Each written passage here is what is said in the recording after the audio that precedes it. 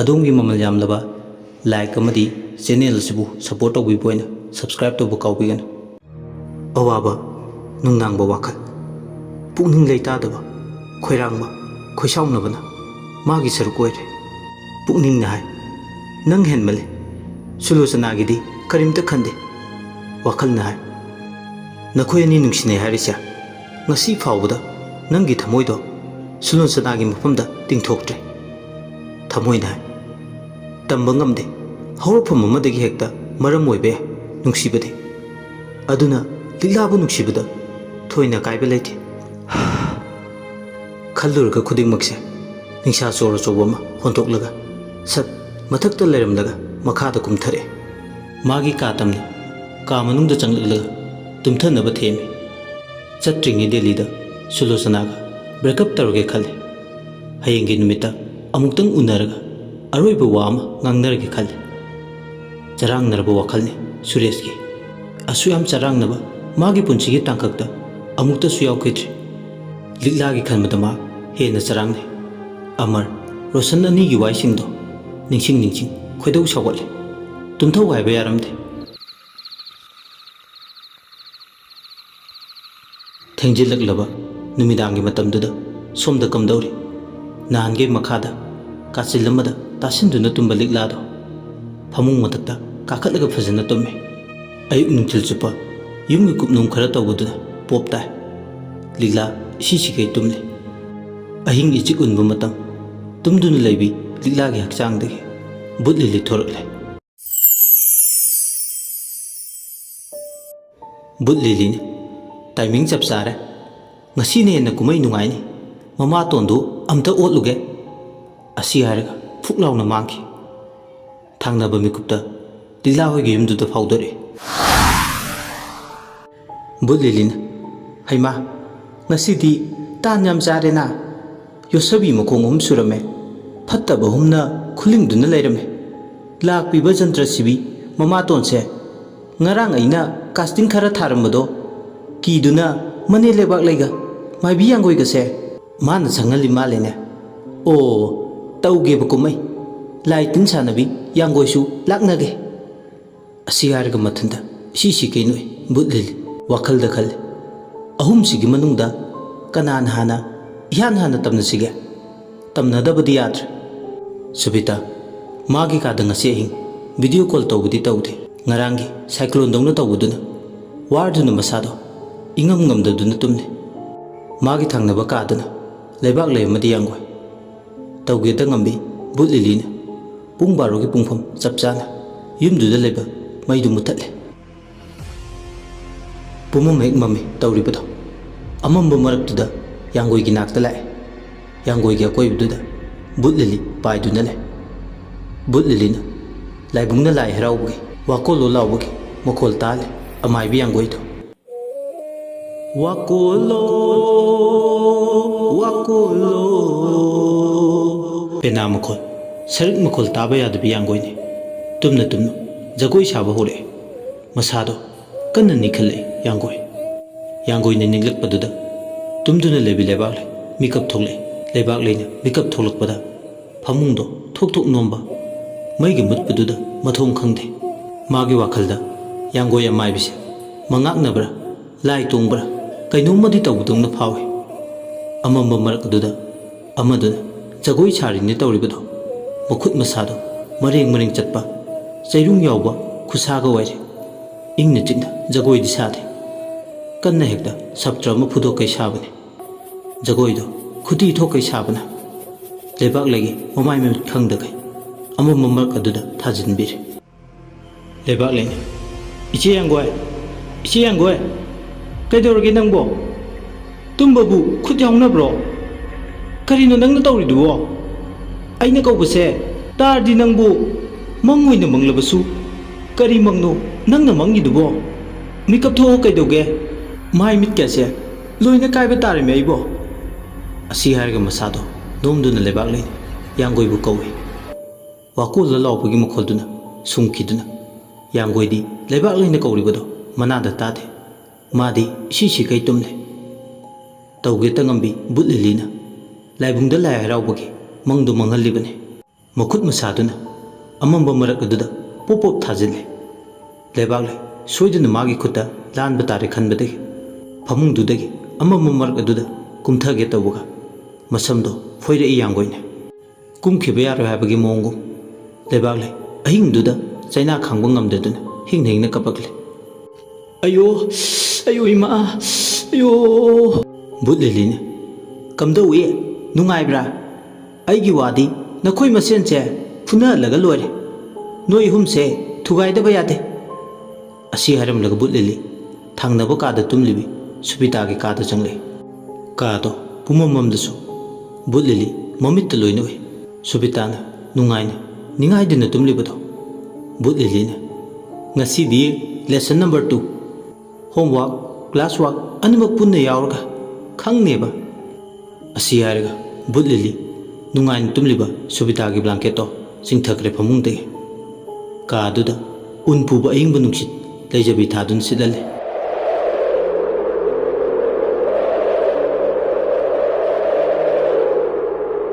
ka hen masada ingba phawgode blanket to subka aduna koima mabada makutun lamba phangdre khoidau sawli subita mamit anda usinna asum naire blanket tu na kadai da chatkra khudna mabada phangdrisina asiyarga tande mande makutuna marakpada blanket tu phangdrabduda mamit ani do phakli tande mande pangthorakpada magi kado pumam mame subita masado tharta melun bahore mana makeup thoklakpada kado pumam duna lermduda subita ahing mai muthat pi tawredana electricity department da complain tawdadi yara pele do ko oiba he mai ngarangi thodok tongna ngasi su muk tawdu jala pungki da kire ngarang ahingi miracle rondo ngasi ahing tawbirak tabi machinda murum sole pon makhada thamkiba mobile do makutuna mai usin nasin mobile do phangduna phone gi flashlight do kap ke tawi adu kapa yaramde subita oh mobile battery su yaramde ai sum chingdaragle ngarangi thodok tongna amuk tawdor mal ai yam chingne asiar phone do hanjin mele asumna phone do mena ka duda kaigumba ma leibage saw mama masada phawba horgle subita ine lebagle isi yangoi dubu karimta khangdaba jala somda ine tawrise ingbana su isa se undare wabana ningnik laure meibo asumna masado tasinduna machin manda murum solakpa thangnaba kada nupi amba kapagi makhol tare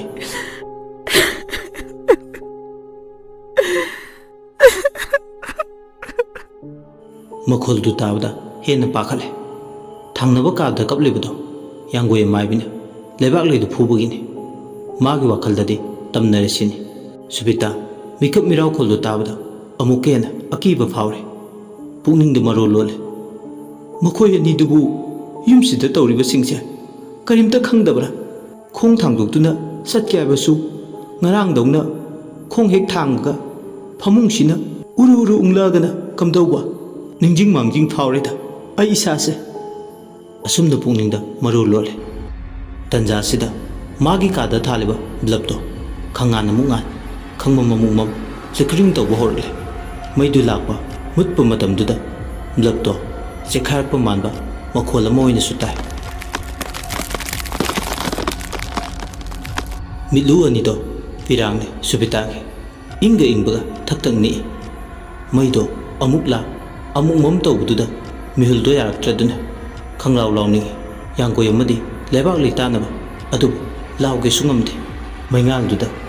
magi thamangda saphuma malangda tawduna paiduna leiba magi mamita kuphet ka phet tawba maingal duda ure subitana aingonda lai thajile aibu ngakwi senbinina laiba niduna thangnaba kasid tumlibani karimta khangdaba jala iche yangoi chintibi ahing tumda khai aibu sangni kainaga haijilladuna phai khangneba lupa paina tapiyamta piroi ngasidi asumna mathanta machinda murum sole sapudo phamangda tawduna leirambade ꯐꯃꯨꯡꯗꯨꯒꯤ ꯑꯀꯣꯏꯕꯗ ꯆꯐꯨꯗꯣ ꯎꯔꯨ ꯎꯔꯨ ꯎꯪꯕ ꯍꯧꯔꯛꯂꯦ꯫ ꯅꯨꯃꯤꯠꯀꯤ ꯑꯀꯣꯏꯕꯗ ꯒ꯭ꯔꯍꯟ ꯃꯥꯄꯟꯅ ꯀꯣꯏꯕꯗꯧꯅ ꯃꯗꯨ ꯎꯕꯗꯇ ꯁꯨꯕꯤꯇꯥ ꯃꯀꯣꯛꯇꯣ ꯉꯥꯎꯐꯤꯡ ꯉꯥꯎꯐꯤꯡ ꯇꯧꯏ꯫ ꯇꯟꯖꯥꯗꯨꯗ ꯅꯨꯄꯤ ꯑꯃꯅ ꯃꯥꯒꯤ ꯀꯥꯗ ꯏꯁꯤ ꯁꯤꯀꯩ ꯑꯃꯨꯛ ꯅꯣꯛ, ꯏꯁꯤ ꯁꯤꯀꯩ ꯑꯃꯨꯛ ꯀꯞ ꯃꯈꯣꯜ ꯇꯥꯔꯛꯏ꯫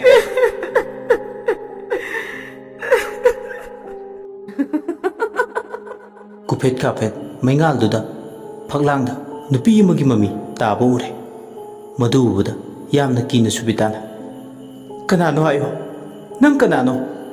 ꯑꯩꯕꯨ ꯑꯍꯤꯡ ꯈꯨꯗꯤꯡ ꯑꯣꯠꯂꯔꯤꯕ, ꯇꯝꯂꯂꯥꯏ ꯁꯥꯔꯤꯕ ꯅꯪꯕꯨ?" ꯑꯁꯤ ꯍꯥꯏꯔꯒ ꯑꯃꯨꯛ ꯃꯅꯦ ꯇꯥꯅꯕ ꯀꯣꯏꯂꯥꯎ ꯂꯥꯎꯏ, ꯃꯥꯒꯤ ꯃꯇꯦꯡ ꯄꯥꯡꯕꯤꯒꯗ꯭ꯔꯥ ꯍꯥꯏꯗꯨꯅ꯫ "ꯏꯅꯦ ꯂꯩꯕꯥꯛꯂꯩ, ꯏꯅꯦ ꯂꯩꯕꯥꯛꯂꯩ, ꯏꯅꯦ ꯂꯩꯕꯥꯛꯂꯩ" ꯍꯟꯖꯤꯟ ꯍꯟꯖꯤꯟ ꯂꯥꯎꯏ꯫ ꯑꯗꯨꯕꯨ ꯃꯥꯅ ꯂꯥꯎꯕꯗꯣ ꯊꯪꯅꯕ ꯀꯥꯗꯒꯤ ꯀꯔꯤꯝꯇ ꯁ꯭ꯋꯥꯏꯕꯤꯔꯛꯇꯦ꯫ ꯐꯛꯂꯥꯡꯗ ꯅꯨꯄꯤ ꯑꯃꯒꯤ ꯃꯃꯤꯗꯨꯗꯤ ꯑꯗꯨꯃꯛ ꯇꯥꯏ꯫ ꯊꯪꯅꯕ ꯃꯤꯀꯨꯞꯇ ꯃꯃꯤꯗꯨꯅ ꯃꯤ ꯑꯃꯒꯤ ꯁꯛꯂꯣꯟ ꯂꯥꯡꯉꯤ꯫ ꯇꯟꯖꯥ ꯑꯁꯤꯗ ꯀꯨꯐꯦꯠ ꯀꯥꯐꯦꯠ ꯉꯥꯟꯕ ꯃꯩꯗꯣ ꯐꯖꯅ ꯃꯥꯒꯤ ꯉꯥꯟꯐꯝ ꯊꯣꯛꯄ ꯆꯥꯡꯗ ꯉꯥꯜꯂꯦ꯫ ꯃꯩꯉꯥꯜꯗꯨꯗ ꯁꯨꯕꯤꯇꯥ ꯅꯨꯄꯤꯗꯨꯒꯤ ꯃꯥꯏꯊꯣꯡꯗꯨ ꯎꯔꯦ꯫ ꯃꯁꯥꯅ ꯃꯤ ꯑꯣꯏꯔꯒ ꯃꯥꯏꯊꯣꯡꯅ ꯂꯥꯏꯙꯕꯤꯒꯤ ꯁꯛꯂꯣꯟ ꯑꯣꯏꯕ ꯅꯨꯄꯤꯗꯨꯅ ꯄ꯭ꯔꯞ ꯄ꯭ꯔꯞ ꯆꯪꯁꯤꯜꯂꯒ ꯍꯥꯏꯔꯤ, ꯀꯥꯡꯈꯜꯗꯣ ꯍꯥꯏꯐꯦꯠ ꯍꯥꯏꯗꯣꯛꯂꯒ, "ꯑꯩ ꯈꯪꯗ꯭ꯔꯕꯣ ꯏꯆꯦ, ꯅꯈꯣꯏꯅ ꯊꯋꯥꯏ ꯇꯥꯅ ꯁꯟꯊꯣꯡ ꯄꯥꯡꯕ ꯃꯄꯥ ꯌꯦꯅꯈꯥꯗ ꯐꯨꯝꯈꯤꯕꯗꯨꯅꯤ"꯫ ꯋꯥꯁꯤ ꯇꯥꯕꯗ ꯁ꯭ꯋꯥꯏ ꯂꯥꯎꯏ ꯁꯨꯕꯤꯇꯥ꯫ ꯁꯨꯕꯤꯇꯥ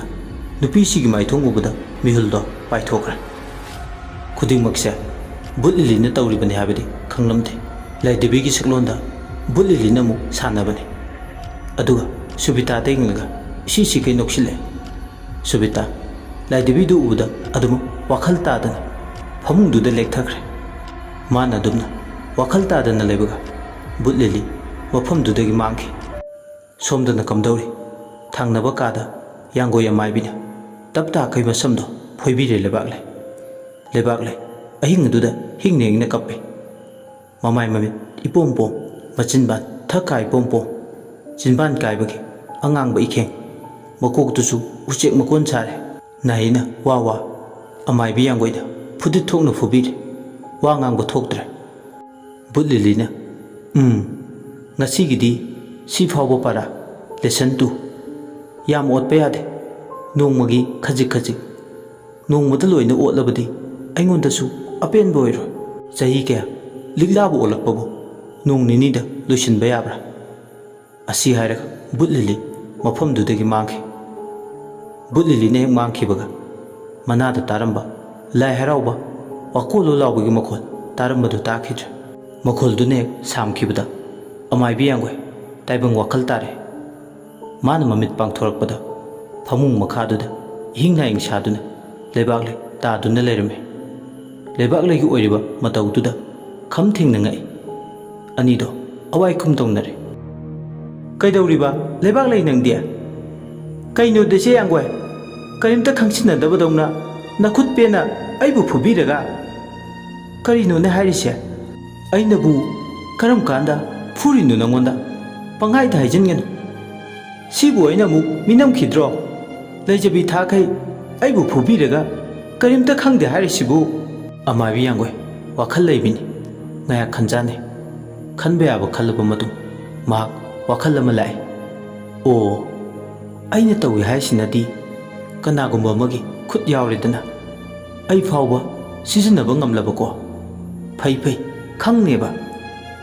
ꯑꯩꯕꯨ ꯉꯁꯥꯏ ꯋꯥꯏ ꯑꯍꯤꯡ ꯇꯨꯝꯗꯈꯩ ꯀꯅꯥꯅ ꯇꯧꯔꯤꯕꯅꯣ ꯈꯪꯗꯣꯛꯂꯒꯦ ꯍꯥꯏꯗꯨꯅ ꯉꯥꯏꯗꯨꯅ ꯂꯩꯔꯝꯕꯅꯤ꯫ ꯑꯗꯨꯕꯨ ꯀꯔꯝꯕ ꯁꯔꯛꯇ ꯑꯩ ꯏꯁꯥꯁꯦ ꯇꯨꯝꯊꯈꯤꯕꯅꯣ ꯈꯪꯍꯧꯗ꯭ꯔꯦ꯫ ꯁꯨꯕꯤꯇꯥꯒꯤ ꯐꯤꯕꯝꯅ ꯑꯁꯣꯝꯗ ꯀꯝꯗꯧꯔꯝꯗꯣꯏꯅꯣ? ꯑꯩ ꯌꯥꯝ ꯆꯤꯡꯅꯔꯛꯂꯦ꯫ ꯐꯠꯇ ꯅꯨꯡꯗ ꯊꯣꯛꯂꯝꯃꯕꯗꯤ ꯀꯝꯗꯧꯕ? ꯄꯨꯟꯅ ꯑꯩꯈꯣꯏ ꯑꯍꯨꯝ ꯀꯥ ꯑꯃꯗ ꯇꯨꯝꯁꯤ ꯍꯥꯏꯕꯁꯨ ꯑꯩꯅ ꯀꯩꯁꯨ ꯇꯧꯔꯣꯏ, ꯑꯩ ꯂꯩꯔꯤ ꯍꯥꯏꯗꯨꯅ ꯀꯟꯊꯣꯛꯈꯤꯕꯅꯤ꯫ ꯐꯔꯦ, ꯅꯨꯡꯉꯥꯏꯔꯦ ꯍꯧꯖꯤꯛꯇꯤ꯫ ꯂꯩꯕꯥꯛꯂꯩ ꯐꯥꯎꯕ ꯅꯩꯔꯝꯂꯤꯁꯤꯅꯗꯤ ꯃꯥꯗꯤ ꯀꯝꯗꯧꯔꯝꯒꯅꯤ?" ꯑꯁꯤ ꯈꯜꯂꯗꯨꯅ ꯂꯩꯕꯥꯛꯂꯩꯕꯨ ꯍꯨꯟꯗꯣꯛꯂ ꯊꯪꯅꯕ ꯀꯥꯗ ꯂꯩꯕ ꯁꯨꯕꯤꯇꯥꯒꯤ ꯅꯥꯛꯇ ꯆꯪꯂꯛꯏ꯫ ꯕ꯭ꯂꯥꯡꯀꯦꯠꯇꯨꯅ ꯆꯣꯔꯗ, ꯐꯃꯨꯡꯗꯨꯅ ꯏꯆꯥꯏ ꯆꯥꯏ꯫ ꯇꯨꯝꯗꯨꯅ ꯂꯩꯕꯤ ꯁꯨꯕꯤꯇꯥꯒꯤ ꯃꯑꯣꯡ ꯑꯗꯨꯗ ꯏꯔꯥꯏ ꯂꯥꯏꯅ ꯈꯪꯉꯤ ꯊꯧꯗꯣꯛ ꯑꯃꯗꯤ ꯊꯣꯛꯈ꯭ꯔꯦ ꯍꯥꯏꯕ ꯑꯃꯥꯏꯕꯤ ꯌꯥꯡꯒꯣꯏ꯫ ꯌꯥꯡꯒꯣꯏꯅ ꯁꯨꯕꯤꯇꯥꯕꯨ ꯇꯥꯅꯕ ꯀꯧꯏ꯫ ꯃꯤꯍꯨꯜ ꯄꯥꯏꯗꯨꯅ ꯑꯃꯨꯛ ꯌꯦꯡꯉꯤ꯫ ꯋꯥꯈꯜ ꯇꯥꯅꯕ ꯍꯥꯏꯗꯨꯅ ꯂꯋꯥꯏꯗ ꯏꯁꯤꯡ ꯈꯔ ꯑꯃꯁꯨ ꯊꯥꯔꯦ꯫ uchin nachina wakhal ta anido awai kum tongnare Subita nangbu wakhal tarabo tari che aidi kok ngaudana siramdore asi haraga mana thengnakiba thawdok amadi laidabi dugi warili Subita gi watu tabada hena masado ngakpana kham thengi anido makhata na wari sane kari no ne hairi sibu laidabi laidabi soidra mase mi gi khutni lila ngaunaba simjin kiba laidabina mathi phongbai base mi na oigani nangbu ngaunaba simjin ba madi laire mado ngakthokpiu se aidi ngauduna lambi lamjaudaga ngauduna chatpa ngamoi pakhat kanu ai leiri da hai chindi number 1 thabak ti zero ichi gi chinchidi museum da thamba yani saukhinu Subita ai leiri aina fanaba singani tanza sida sekau masamana ifafa lebak le su changlei lebak le changakpo ubada mamit manadu laure Subita haima ine nangdi kai daura musla tare dan sidi lebak le kapli loide ibe ma loide hayedi sudok samtok piramle asi haraga hingding ne kape lebak le makoi masendo awai khum tongne ine nangdi phibam ama tadre WWF ta phunabado sumai tawdi aibu yamanga teklamlabadi kamdau duinoba tek haudri do laibak farabani noy ani amta tumil layo kaidawba yage haiba ai amta khankhige khallo khutti yaurunu mine laksakhredana khallingaida laibak le amta tumil layo mai mit pomlabasida kaidawbagi tumil laidoino ichi yangwai hantaka misakto puthokpa ngamdrabadi lupa ama phau piraroi laibak le thabak ama tawba haibase hekta tahata yaba nate ko aina tawba thabakta noi thanadaba tawganu asumna makoi singdo ahingdu tumdaba makai kaidawba yaba khane somdana kamdauri butlili ahangba malangda koipai paiduna laaga lilagi ka yoksile butlilina ngasi nongmagi ithau loire lilagi hakchangda changlage asi haraga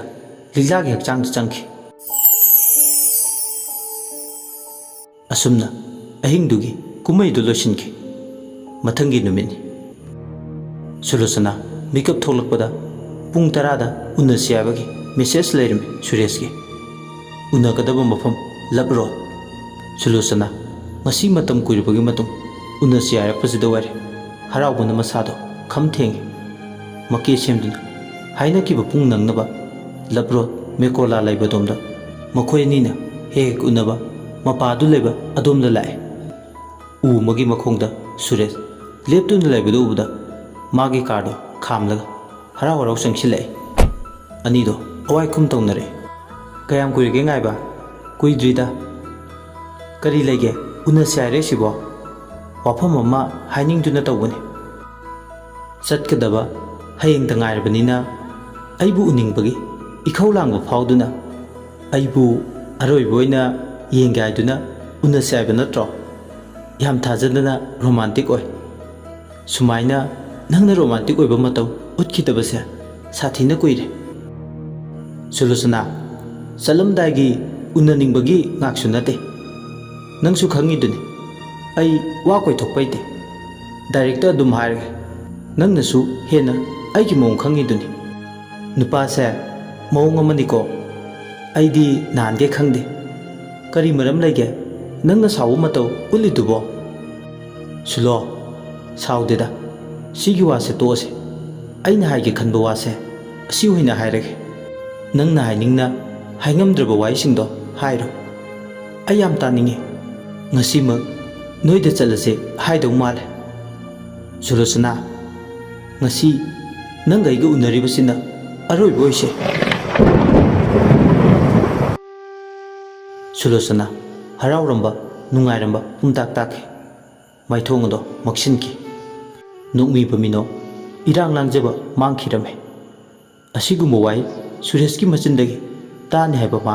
expect tawrudi Sulochana masado ikai nungsiyane ꯂꯞꯔꯣꯠꯇꯨꯗ ꯃꯤꯌꯥꯝꯃꯥꯡꯗꯨꯗ ꯀꯞꯈꯤꯕ ꯈꯪꯍꯧꯗꯦ ꯀꯞꯂꯤ ꯀꯞꯂꯤ ꯁꯨꯂꯣꯆꯅꯥꯅ ꯅꯪꯒꯤꯁꯦ ꯑꯗꯨ ꯍꯥꯏꯒꯦ ꯍꯥꯏꯗꯨꯅ ꯃꯐꯝꯁꯤꯗ ꯀꯧꯔꯤꯔꯣ? ꯑꯅꯤꯗꯣ ꯃꯈꯥ ꯇꯥꯅ ꯑꯋꯥꯏꯈꯨꯝ ꯇꯧꯅꯔꯦ꯫ ꯁꯨꯂꯣꯆꯅꯥ, ꯅꯪ ꯑꯩꯕꯨꯗꯤ ꯂꯥꯟꯅ ꯈꯟꯒꯅꯨ. ꯑꯩꯒꯤ ꯄꯨꯟꯁꯤꯅ ꯅꯪꯕꯨ ꯅꯨꯡꯁꯤꯕ ꯁꯨꯡꯉꯝ ꯉꯝꯒꯗꯕ ꯃꯥꯟꯁꯤꯜꯂꯛꯇ꯭ꯔꯦ. ꯊꯃꯣꯏ ꯄꯥꯟꯗꯦꯅ ꯅꯪꯗꯤ ꯊꯥꯡꯗꯧꯅ ꯊꯧꯔꯨꯕ ꯅꯪꯒꯤ ꯋꯥꯍꯩꯁꯤꯡꯁꯤꯅ ꯑꯩꯒꯤ ꯅꯥꯀꯣꯡꯁꯦ ꯀꯛꯊꯠꯄꯒ ꯆꯞ ꯃꯥꯟꯅꯔꯦ. ꯅꯥꯄꯪꯕꯤ ꯅꯥ ꯇꯥꯗꯕꯤ ꯑꯃꯒꯨꯝ ꯂꯦꯟꯈꯤꯕꯅ ꯍꯦꯟꯅ ꯐꯩ. ꯅꯪ ꯑꯩꯕꯨ ꯂꯥꯟꯅꯗꯤ ꯂꯧꯅꯨ. ꯑꯩꯈꯣꯏ ꯑꯉꯥꯡ ꯑꯃꯇ ꯅꯠꯇ꯭ꯔꯕꯅꯤ. ꯑꯩꯅ ꯅꯪꯕꯨ ꯑꯃꯝꯕꯗ ꯀꯨꯏꯅ ꯊꯝꯕꯁꯨ ꯄꯥꯝꯗꯦ. ꯑꯣꯏꯔꯣꯏꯗꯕ ꯄꯨꯟꯁꯤ ꯋꯥꯔꯤ ꯑꯃꯒꯤ ꯄ꯭ꯂꯣꯠ ꯁꯥꯒꯠꯄ ꯑꯩꯉꯣꯟꯗ ꯃꯗꯨꯒꯤ ꯃꯇꯝ ꯂꯩꯇꯦ. ꯊꯃꯣꯏꯁꯤꯅ ꯅꯪꯒꯤ ꯊꯃꯣꯏꯒ ꯅꯛꯁꯤꯟꯅꯕ ꯄꯥꯝꯗ꯭ꯔꯦ ꯍꯥꯏꯗꯨꯅ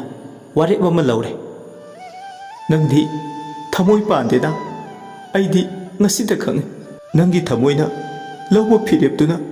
ꯑꯩꯒꯤ ꯊꯃꯣꯏꯁꯤꯗꯤ ꯃꯆꯦꯠ ꯇꯥꯅ ꯀꯥꯏꯍꯜꯂꯤ ꯍꯥꯏꯕꯁꯤꯃꯗꯤ ꯅꯪꯅ ꯈꯪꯉꯨ. ꯁꯨꯂꯣꯆꯅꯥ, ꯅꯪꯒꯤ ꯊꯃꯣꯏ ꯀꯥꯏꯍꯟꯕꯒꯤꯗꯃꯛ ꯑꯥꯏ ꯑꯦꯝ ꯁꯣꯔꯤ. ꯑꯗꯨꯕꯨ ꯍꯧꯖꯤꯛꯁꯨ ꯃꯇꯝ ꯂꯩ. ꯅꯪꯒꯤꯁꯨ ꯀꯅꯥꯅꯣ ꯆꯥꯅꯕ ꯄꯨꯟꯁꯤ ꯈꯣꯡꯂꯣꯏ ꯊꯤꯌꯨ. ꯁꯨꯂꯣꯆꯅꯥ ꯍꯦꯟꯅ ꯊꯃꯣꯏ ꯀꯥꯏ. ꯀꯞꯂꯤꯕꯗꯣ ꯍꯦꯟꯅꯗꯨꯝ ꯃꯤꯃꯥꯡ ꯀꯨꯝꯃꯥꯡ ꯅꯥꯏꯗꯅ ꯊꯤꯡꯕ ꯉꯝꯗꯅ ꯃꯃꯤꯠꯀꯤ ꯄꯤꯗꯣ ꯆꯗꯨꯝ ꯆꯗꯨꯝ. ꯁꯨꯔꯦꯁꯀꯤ ꯋꯥꯍꯩꯁꯤꯡꯗꯨ ꯇꯥꯕꯗ ꯀꯞꯂꯤ ꯀꯞꯂꯤ ꯑꯗꯨꯃꯛ ꯍꯥꯏꯔꯤ ꯁꯨꯂꯣꯆꯅꯥꯁꯨ. ꯆꯥꯅꯕ ꯄꯨꯟꯁꯤ ꯈꯣꯡꯂꯣꯏ ꯍꯥꯏꯕꯒꯤ ꯑꯥꯊ꯭ꯔꯕꯨ ꯀꯔꯤꯅꯣ ꯁꯨꯔꯦꯁ? ꯅꯪꯉꯣꯟꯗ ꯂꯦꯞꯇꯨꯅ ꯂꯥꯛꯂꯤꯕ ꯑꯩꯕꯨ ꯆꯟꯅꯐꯝ ꯂꯩꯇ꯭ꯔꯦ ꯁꯤꯔ ꯉꯁꯤꯗꯤ. ꯁꯨꯂꯣ, ꯄꯨꯟꯁꯤ ꯈꯣꯡꯆꯠꯁꯦ ꯀꯅꯥꯅ ꯇꯦꯜꯂꯤ ꯀꯅꯥꯅ ꯁꯥꯡꯉꯤ ꯍꯥꯏ. ꯑꯗꯨꯕꯨ ꯈꯨꯗꯤꯡꯃꯛꯁꯤꯗ ꯑꯩꯗꯤ ꯋꯥꯈꯜ ꯆꯥꯟꯅꯗꯕ ꯃꯤꯒ ꯈꯣꯡꯆꯠ ꯑꯃꯗ ꯆꯠꯃꯤꯟꯅꯕꯗꯤ ꯄꯥꯝꯗ꯭ꯔꯦ. ꯅꯪꯅ ꯑꯩꯉꯣꯟꯗ ꯎꯔꯤꯕ ꯂꯤꯃꯤꯇꯦꯁꯟꯗꯨ ꯀꯔꯤꯅꯣ? ꯑꯩꯒ ꯆꯥꯟꯅꯗ꯭ꯔꯦ ꯍꯥꯏꯔꯤꯕ ꯃꯔꯝꯗꯨꯗ ꯀꯔꯤ? ꯃꯔꯝꯗꯨ ꯑꯩꯅ ꯇꯥꯛꯂꯨꯕꯒꯤ ꯃꯊꯧ ꯇꯥꯗ꯭ꯔꯦ. ꯆꯥꯟꯅꯗꯕ ꯋꯥꯈꯜ ꯍꯥꯏꯕꯁꯤꯗꯤ ꯏꯂꯨꯖꯟ ꯑꯃꯒ ꯆꯞ ꯃꯥꯟꯅꯩ. ꯃꯁꯤꯅ ꯁꯟꯗꯣꯛꯅ ꯇꯥꯛꯀꯗꯕꯒꯤ ꯃꯔꯝꯁꯤꯕꯨ ꯀꯔꯤꯅꯣ? ꯏꯔꯥꯜ ꯂꯩꯇꯕꯤ ꯑꯩꯕꯨ ꯏꯔꯥꯜ ꯑꯃ ꯄꯤꯁꯤꯜꯂꯒ ꯆꯩꯅꯥ ꯈꯪꯉꯨ ꯍꯥꯏꯔꯤꯕ꯭ꯔꯥ ꯏꯇꯣꯝꯇ? ꯇꯣꯛꯑꯁꯤ ꯁꯨꯂꯣꯆꯅꯥ. ꯆꯍꯤ 10 ꯅꯪꯒ ꯗꯤꯕꯦꯠ ꯇꯧꯔꯁꯨ ꯋꯥꯐꯝꯁꯤꯒꯤ ꯃꯇꯥꯡꯗ ꯅꯩꯅꯕꯗꯤ ꯂꯣꯏꯔꯔꯣꯏ. ꯑꯩꯕꯨ ꯗꯤꯕꯦꯠꯀꯤ ꯇꯣꯄꯤꯛ ꯑꯣꯏꯅ ꯎꯔꯕꯅꯦꯕ ꯍꯧꯖꯤꯛꯇꯤ. ꯅꯪꯒꯤ ꯄꯨꯟꯁꯤꯒꯤ ꯑꯋꯥ ꯅꯨꯡꯉꯥꯏ ꯈꯣꯡꯆꯠꯇ ꯁꯔꯨꯛ ꯌꯥꯃꯤꯟꯅꯔꯝꯕꯤ ꯑꯩꯕꯨ ꯅꯪꯅ ꯑꯗꯨꯛ ꯂꯥꯏꯅ ꯉꯥꯡꯕ ꯉꯝꯂꯕꯅꯤ. ꯃꯁꯤꯗ ꯇꯥꯛꯄꯗꯤ ꯑꯩꯁꯦ ꯃꯃꯜ ꯌꯥꯎꯗꯕꯤꯅꯤ, ꯁꯤ ꯅꯠꯇ꯭ꯔꯥ? ꯁꯨꯂꯣꯆꯅꯥ, ꯇꯣꯛꯑꯁꯤ ꯁꯤꯒꯤ ꯃꯇꯥꯡꯁꯦ. ꯑꯩꯒꯤ ꯍꯥꯏꯐꯝ ꯊꯣꯛꯄ ꯍꯥꯏꯔꯦ. ꯃꯇꯨꯡꯗ ꯑꯃꯨꯛ ꯍꯟꯅ ꯄꯥꯎ ꯐꯥꯎꯅꯔꯣꯏꯁꯤ. ꯉꯁꯤ ꯍꯥꯏꯕ ꯅꯨꯃꯤꯠꯁꯤꯅ ꯑꯔꯣꯏꯕ ꯑꯣꯏꯁꯤ. ꯑꯁꯤ ꯍꯥꯏꯔꯒ ꯁꯨꯔꯦꯁ ꯁꯃꯥꯏ ꯂꯩꯗꯨꯅ ꯆꯠꯀꯦ ꯇꯧꯏ. ꯇꯟꯖꯥ ꯑꯗꯨꯗ ꯁꯨꯂꯣꯆꯅꯥ ꯑꯁꯥꯎꯕ ꯑꯃꯒ ꯂꯣꯏꯅꯅ ꯍꯥꯏꯔꯤ, ꯉꯥꯏꯈꯣ ꯁꯨꯔꯦꯁ. ꯁꯨꯔꯦꯁ ꯃꯃꯥꯏꯗꯣ ꯐꯠ ꯂꯩꯁꯤꯜꯂꯦ. ꯉꯥꯏꯈꯣ ꯍꯥꯏꯕ ꯋꯥꯍꯩꯁꯤꯗ ꯁꯨꯂꯣꯆꯅꯥꯅ ꯌꯨꯝꯗꯨꯗ ꯁꯩꯗꯥꯡꯕꯤ ꯑꯃ ꯂꯩꯕꯗꯨꯒꯤ ꯅꯠꯇ꯭ꯔꯥ ꯅꯪꯅ ꯑꯩꯕꯨ ꯃꯤꯔꯥꯏꯔꯤꯁꯦ? ꯃꯃꯜ ꯂꯩꯇꯕꯤ ꯍꯧꯔꯛꯐꯝ ꯈꯪꯗꯕꯤꯗꯨꯒꯤꯗꯃꯛ ꯑꯗꯨꯛ ꯍꯟꯊꯕ ꯊꯥꯛꯇ ꯀꯨꯝꯕ ꯑꯩꯕꯨꯅ ꯁꯦꯔꯥꯟꯅꯅ ꯈꯟꯗꯨꯅ ꯂꯃꯈꯥꯡꯁꯤꯗ ꯂꯃꯨꯛ ꯅꯧꯔꯣ ꯍꯥꯏꯗꯨꯅ ꯍꯨꯟꯗꯣꯛꯄ ꯉꯝꯂꯕꯅꯦꯕ. ꯑꯉꯥꯎꯕꯤꯗꯨꯒꯤꯗꯃꯛ ꯑꯩꯒꯤ ꯄꯨꯟꯁꯤꯕꯨ ꯂꯩꯈꯥ ꯇꯥꯅꯕ ꯁꯤꯜꯂꯤꯕ꯭ꯔꯥ? ꯁꯨꯔꯦꯁꯅ ꯍꯥꯏꯔꯦ, ꯑꯩꯅ ꯍꯥꯟꯅꯁꯨ ꯍꯥꯏꯈ꯭ꯔꯦ, ꯋꯥꯐꯝꯁꯤꯗ ꯂꯤꯛꯂꯥꯕꯨ ꯄꯨꯁꯤꯜꯂꯛꯀꯅꯨ. ꯑꯃꯔꯣꯝꯗ ꯑꯩꯅ ꯅꯪꯒꯤ ꯄꯨꯟꯁꯤꯅ ꯂꯩꯈꯥ ꯇꯥꯅꯕ ꯉꯁꯤ ꯐꯥꯎꯕꯗ ꯀꯔꯤꯝꯇ ꯇꯧꯈꯤꯕ ꯂꯩꯇꯦ. इचम चमना लोइनबा चटमिनबा कोइमिनबा चामिनबा खक्तनी मसिद नंगना अइंगोंदा अहेनबा ब्लेम तौनिंगाय लेते सुरेश की वाई सिंग तार हेन खोइरांगबा खोइसावबा इकाइबा फावरे अदुबु Sulochana Sonde ngamnaba magi thokpa khumle ngasi aigi thamoina mache tanda kairiba ibani gi relationship ta singchep thariba ayat pa piribadi nangna matam pumbada wangna thangkalibi likla haidunani masida likla pusilakado se kaya rak hainani kanthora kanu likla pusida suresh ta kumai nang leu khidra ai chatlamage hayeng chatpagi sem sagadaba suleu नंगा उचिन्नबगी मतम लेते असी हारमलगा सुरेशु याम पोंगना मागी कारदो लबरोतगी उरिपोक योगनबा थौदुना चतखि इंगंगक्तुना तौरिबु मतौसिदा होय माय हाइबु ngamदना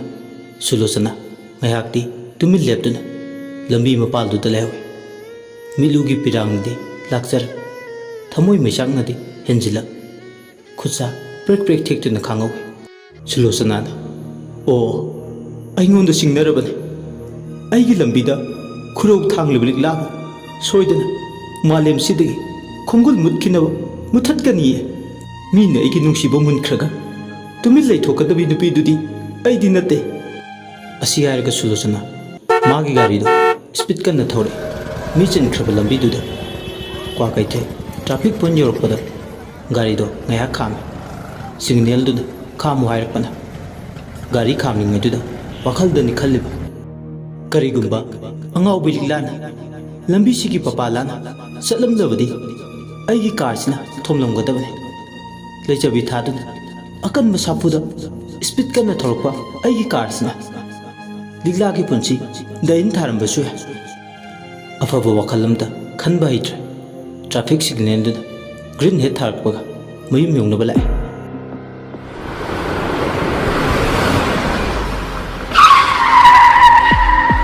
Sumangda car faina khamsilaga saptramaga loinana Sulosana magi ka da sanglalaga leiriba pochai singdo loina thugaire mingsel pungkai pochai leramba loina sakhai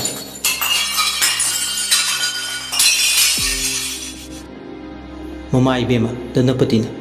magi kagi pochai thugai bagi mukol tarduna prapra pakhaladuna kaidobu yawrabno khangningladuna chensilai Machanupina ka manungda tandap takpadong tawrumliba phibamdu ubada ngakpana kham thengi machanupi pungning ihul khangbi mama danapatina themnauduna machanupi ge sawdo phathe hihik launa kapladuna wangangba fawbo thokte ingthanaba singlas ma pite magi saptraduda pakhatuna Elizabeth ngaya yumduda lawaiduna phone chu taw mitta tayriba maskara miludagi chintharagliba pirangduna amubu isingole maithongdo marang aduna akaibu mingjal mache singduda masagi chaktambu munne yeng awabagi masakne uriba tawriba khudi mathong khangdraba awaba man lakshin khibana magi pungningbu pungpik pixelankre nupa kainabagi ningba thungdabagi siningba phawre mama masado awai khum tawne se ima da hayo kana na chada laksarage ima leiringida isabu mina laksabadi patik nate makhyato setke paghe khumde Sulosana kabli ungduna le tanja sida Elizabeth su ka manung chagle ka sigo iramliba phibam Sulosana ge mawung matawsina hena pakat phawre Elizabeth su changsillaklaga awabadu ta saru yarare Elizabeth na kaidorage hayo haibane nangna nungai tabdo nangna haitragadi aikoina kamaina khangdorige Danapatin aduni bema imana ngasaidagi harise Danapati amadi Sulosana takmanbadagi kapladuna labrota thokiba thawdoksingdo sithadana tamle Danapati asawbona mangoinan haide angawbi mafam marang khangdabe amagidama aigi chabu mana mamal yaudana kainarasi aidana haiba ngamlaba hera yam usitabagi mongni Elizabeth madi yam tawngamina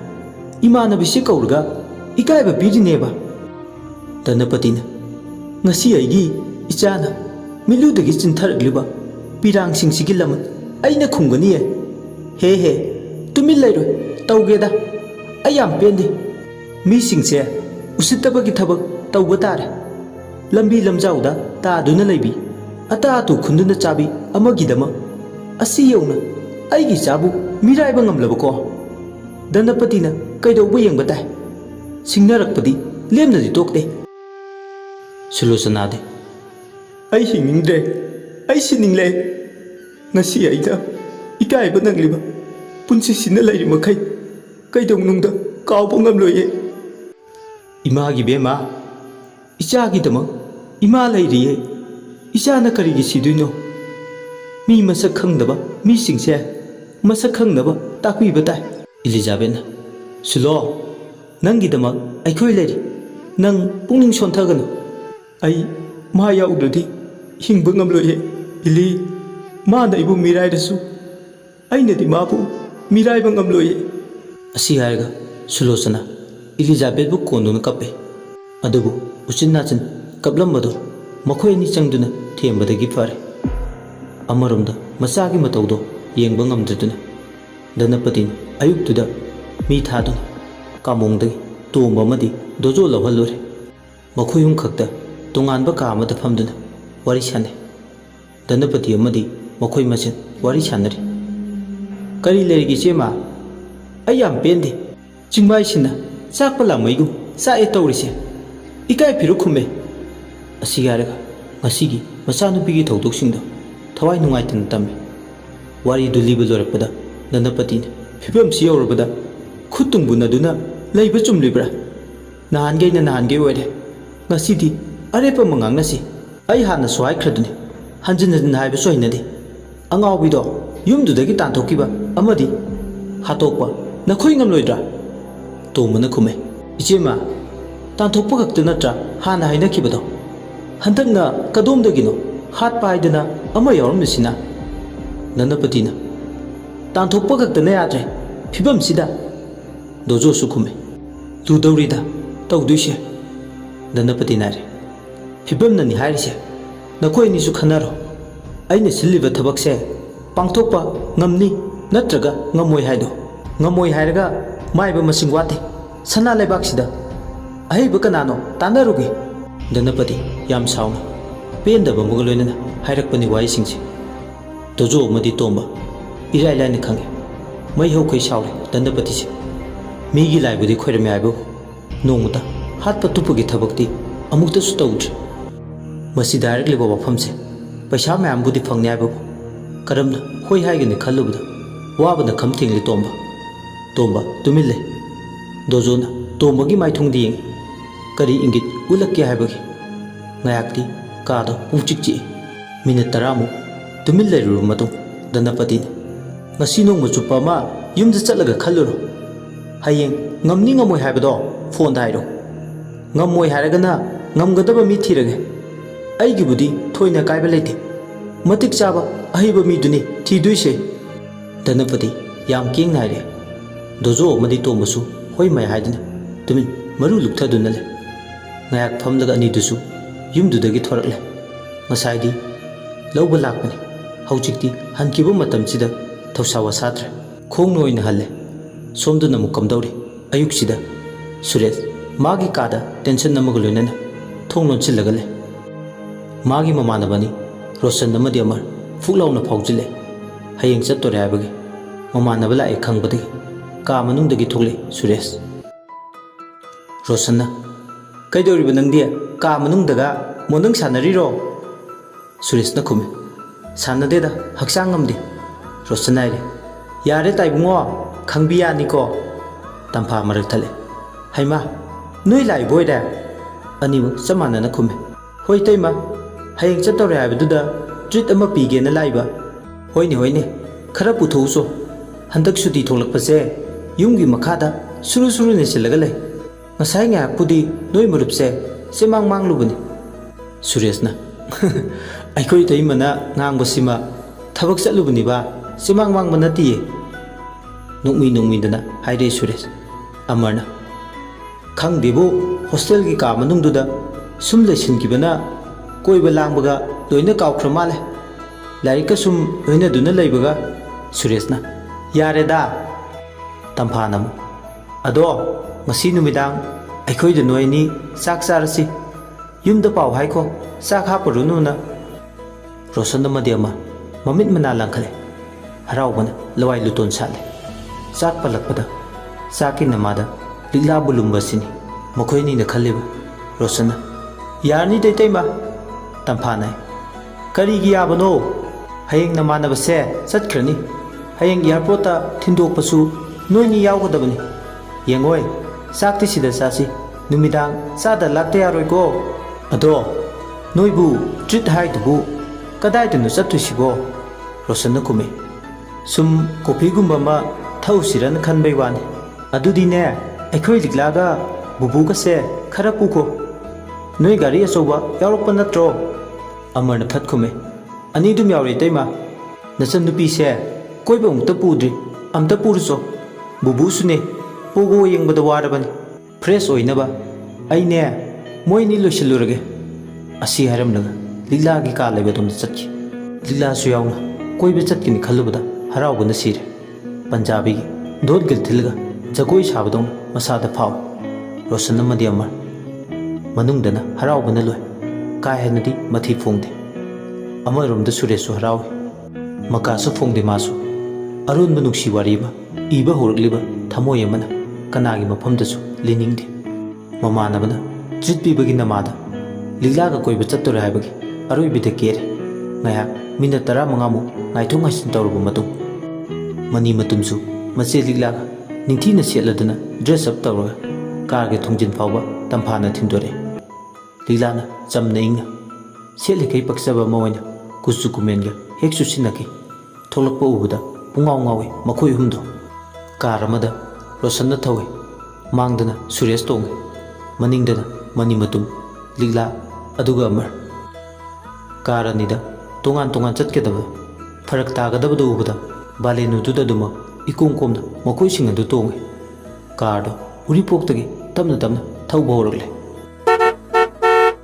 लोना लोना ममांगी मिसेलदुदा सुरेश अमदि रोशन मनिंगदा तोंगलिबि लाब लोना लोना येंसिनदब सादुने येंगे गारीदुदा याम सानब इंगबे ambience अमा काजलना तांगजद्रब तरु तरुब सिंगी नापुंगु मिलुअनी मिसनाना मयाई Pubi यायमा यैथर ring असिदि Tumin फमदुन लेबि लिगलागी Tumin लेसिनबा Matauna मयामदो अमुकेना खोइरांग बायबदो फावल कैनवासदा येक बायबा लायकबा कनाना लिगलागी सक्तम येकलबदि masterpiece अमा फंगदुना आर्टिस्ट अमा ओइबगी महै यालंबा याय जोइजाइनरबा समलांगदुना माइथोंगी मिनोकता तांगजरि समलांगदो नौरबि खुसा सिंगदुना तासनबदा इनोतमा हापदौना तवे कारदो लेप्तना थौरकपना मफमसु खरा नुंगाइबा मीसु यामना पुनबा चाबा थक फावबा टिम्बर यौखिबा खंगौदे चिंगमैरोंगी कारदो मफम चाना पाक तोरमलगा टिम्बरदा काखले मथक्की चावरबा यामना स्पेसस ओरबा मफमदुदा इकोइ कोइना फमे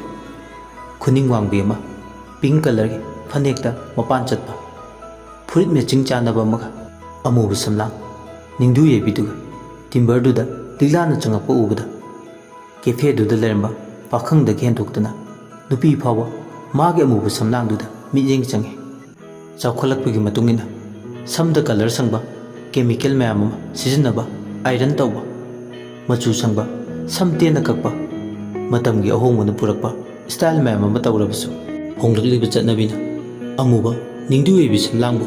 माइथीबा पीबा ngambadi ngasi फाव ओइथौद्रे अमूब समलांग निंदु येबिदुना पाखंग मखैगी थमोइदि पुंगाव ngawale लिगलाना मफम चाना फमख्रबदुदा कैफेदुदा लेरंबा मी अतैसु लोना लोना येंगे लिगलागी अमूब समलांगदुदा पुंसोने छोंथख्रे मातबु येंगनिंगबगी इखौ लांगबने इपा इपुगे हौरपम चटनबी कांगलोन गाक्तुना सेना चटलेबि मबु करमनदि खुनाइसिगी साखवले हारिबा अहोंगबा अवोनबा मनदि इराय लायना हेक्ता माइथीबा पीबा ngамगनि ओइरोइदोबा वाने निंथीरबा अमूब समलांगदुदा ngawdaba kanasu yaudre manam taraba lenging chatpa samlang mayamduna holiba sordo fawbo ngami suresh khamban bana masado kuyom oina tasile makhoina chagadabado order tawe waiter masu table nakta lei ikang khanguduna liglana excuse me yes pestada red sauce apa legidrang waiter na leiro semagi tongana extra charge yaurga phangani hairami मरक थन सुरेशना सेंबीरो हायरमे वेटरदो मंग नोमग चथि लिगला नायरे तमोचा पेस्ता चानिंग मनना तौबनी नचना रोशनसु यावनिंग मन खरदुन खुमले होइदा कैसु कायदेदा पेस्ताबु सुरेश रोशन अमदि अमर इंगंगै नानगे मिरोल तादना लेबि लिगलासे lyric हायरमोइदबो माल English मते nganglगा हाय हायबगी वाफमबुदि नते माना ngang थोरपसिदा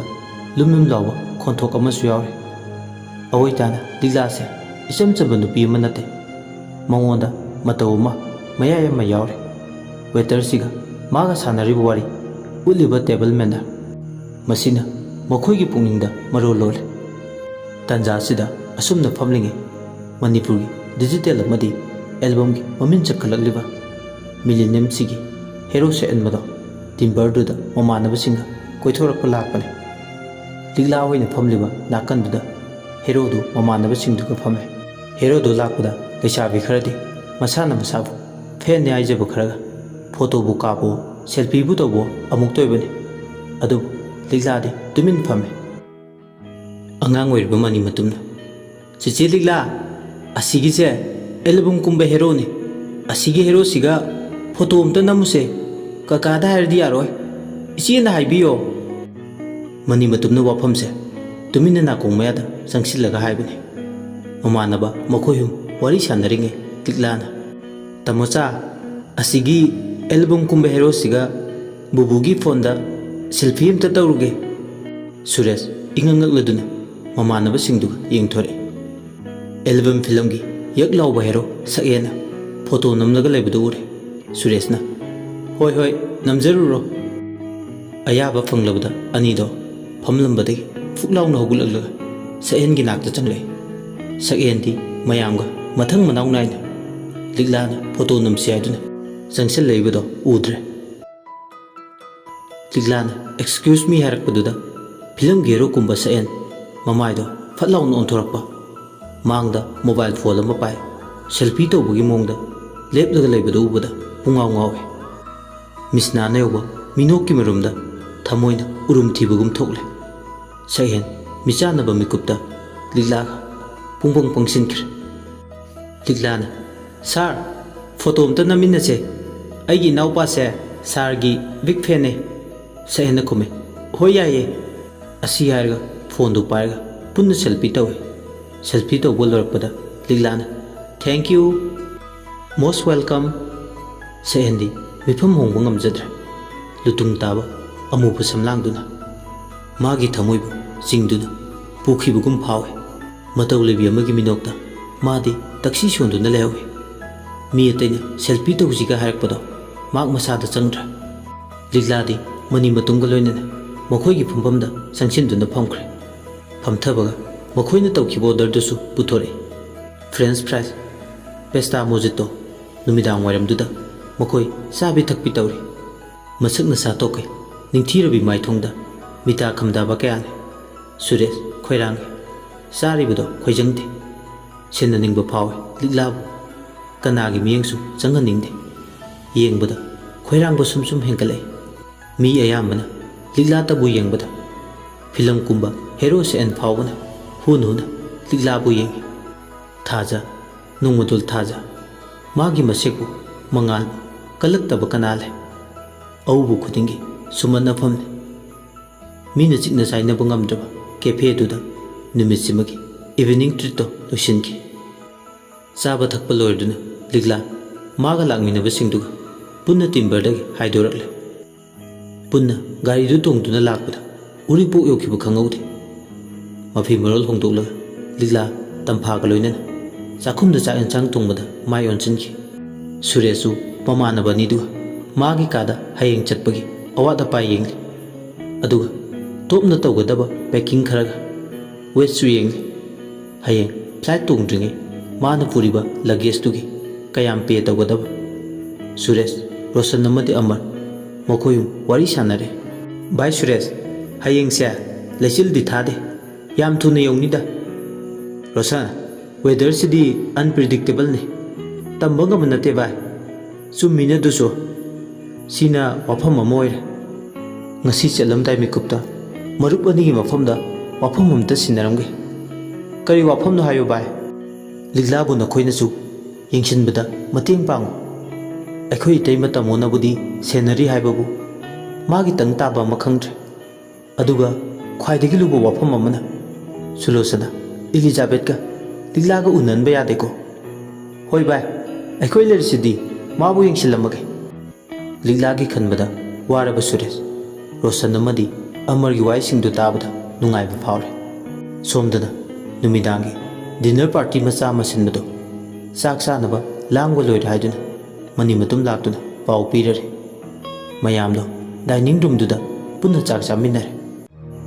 ꯄꯨꯡ 7 ꯇꯥꯔꯝꯗꯥꯏ ꯆꯥꯛ ꯇꯣꯛꯂꯕ ꯃꯇꯨꯡ ꯃꯃꯥꯟꯅꯕ ꯑꯅꯤꯗꯨꯁꯨ ꯃꯌꯨꯝꯗ ꯍꯟꯈ꯭ꯔꯦ꯫ ꯁꯨꯔꯦꯁ ꯃꯥꯒꯤ ꯀꯥꯗ ꯇꯨꯃꯤꯟ ꯐꯝꯂꯦ ꯃꯃꯥꯟꯅꯕꯁꯤꯡꯗꯨꯅ ꯍꯟꯈ꯭ꯔꯕ ꯃꯇꯨꯡ ꯅꯣꯡꯃꯒꯤ ꯄꯨꯡ 24ꯁꯦ ꯉꯁꯤꯒꯤ ꯅꯨꯃꯤꯠꯇꯗꯤ ꯄꯨꯡ 54 ꯑꯣꯏꯍꯟꯅꯤꯡꯉꯤ ꯂꯣꯏꯍꯟꯅꯤꯡꯂꯝꯗꯦ ꯑꯍꯤꯡ ꯑꯗꯣ ꯑꯁꯨꯛꯀꯤ ꯃꯇꯤꯛ ꯁꯥꯡꯍꯟꯅꯤꯡꯉꯝꯃꯤ ꯌꯨꯝꯁꯤꯗꯒꯤ ꯈꯣꯡ ꯊꯥꯡꯗꯣꯛꯇꯨꯅ ꯃꯍꯥꯛ ꯉꯁꯤꯗꯤ ꯆꯠꯅꯤꯡꯕ ꯐꯥꯎꯗ꯭ꯔꯦ ꯋꯥꯈꯜꯗ ꯈꯜꯂꯦ ꯀꯔꯤꯒꯨꯝꯕ ꯂꯤꯛꯂꯥꯒꯤ ꯃꯥꯌꯣꯛꯇ ꯁꯨꯂꯣꯆꯅꯥꯅ ꯁ꯭ꯇꯦꯞ ꯈꯔ ꯂꯧꯈꯠꯂꯛꯂꯕ ꯀꯩꯗꯧꯅꯤ ꯃꯍꯥꯛ ꯏꯆꯝ ꯆꯝꯕ ꯅꯨꯄꯤ ꯇꯨꯃꯤꯟ ꯂꯩꯕ ꯍꯩꯕ ꯅꯨꯄꯤ ꯑꯃꯗꯤ ꯅꯠꯇꯦ ꯀꯩꯗꯧꯔꯛꯄ ꯂꯤꯛꯂꯥꯒꯤ ꯃꯊꯛꯇ ꯑꯃꯨꯛꯁꯨ ꯈꯜꯂꯦ ꯃꯥꯅ ꯍꯦꯛꯇ ꯍꯦꯟꯖꯤꯟꯕ ꯌꯥꯕ ꯅꯠꯇꯦ ꯑꯁꯨꯝꯅ ꯃꯣꯟ ꯃꯣꯟ ꯈꯜꯂꯕ ꯃꯇꯨꯡ ꯃꯍꯥꯛ ꯇꯨꯝꯕ ꯊꯦꯝꯂꯦ ꯁꯣꯝꯗꯅ ꯀꯝꯗꯧꯔꯤ ꯁꯨꯕꯤꯇꯥ ꯍꯣꯏꯒꯤ ꯌꯨꯝꯗ ꯂꯥꯏ ꯈꯣꯏꯔꯝꯅꯕ ꯅꯨꯃꯤꯗꯥꯡ ꯑꯊꯦꯡꯕꯗꯨꯗ ꯀꯟꯅ ꯁꯤꯜꯂꯤ ꯌꯨꯝꯒꯤ ꯀꯥ ꯈꯨꯗꯤꯡꯗ ꯍꯪꯒꯥꯝ ꯃꯔꯨ ꯆꯥꯏꯊꯣꯛꯏ ꯌꯥꯝꯅ ꯇꯧꯔꯒ ꯐ꯭ꯂꯣꯔꯗ ꯃꯌꯦꯛ ꯃꯌꯥꯝ ꯑꯃ ꯂꯥꯏ ꯇꯤꯟ ꯆꯪꯗꯅꯕꯅꯤ ꯍꯥꯏꯗꯨꯅ ꯌꯦꯛꯂꯤ ꯂꯩꯕꯥꯛ ꯂꯩꯔꯝꯃꯗꯤ ꯌꯥꯡꯒꯣꯏ ꯌꯥꯝ ꯊꯧꯅꯥ ꯐꯅ ꯂꯥꯏ ꯈꯣꯏꯔꯝꯅꯕ ꯁꯦꯝ ꯁꯥꯔꯤ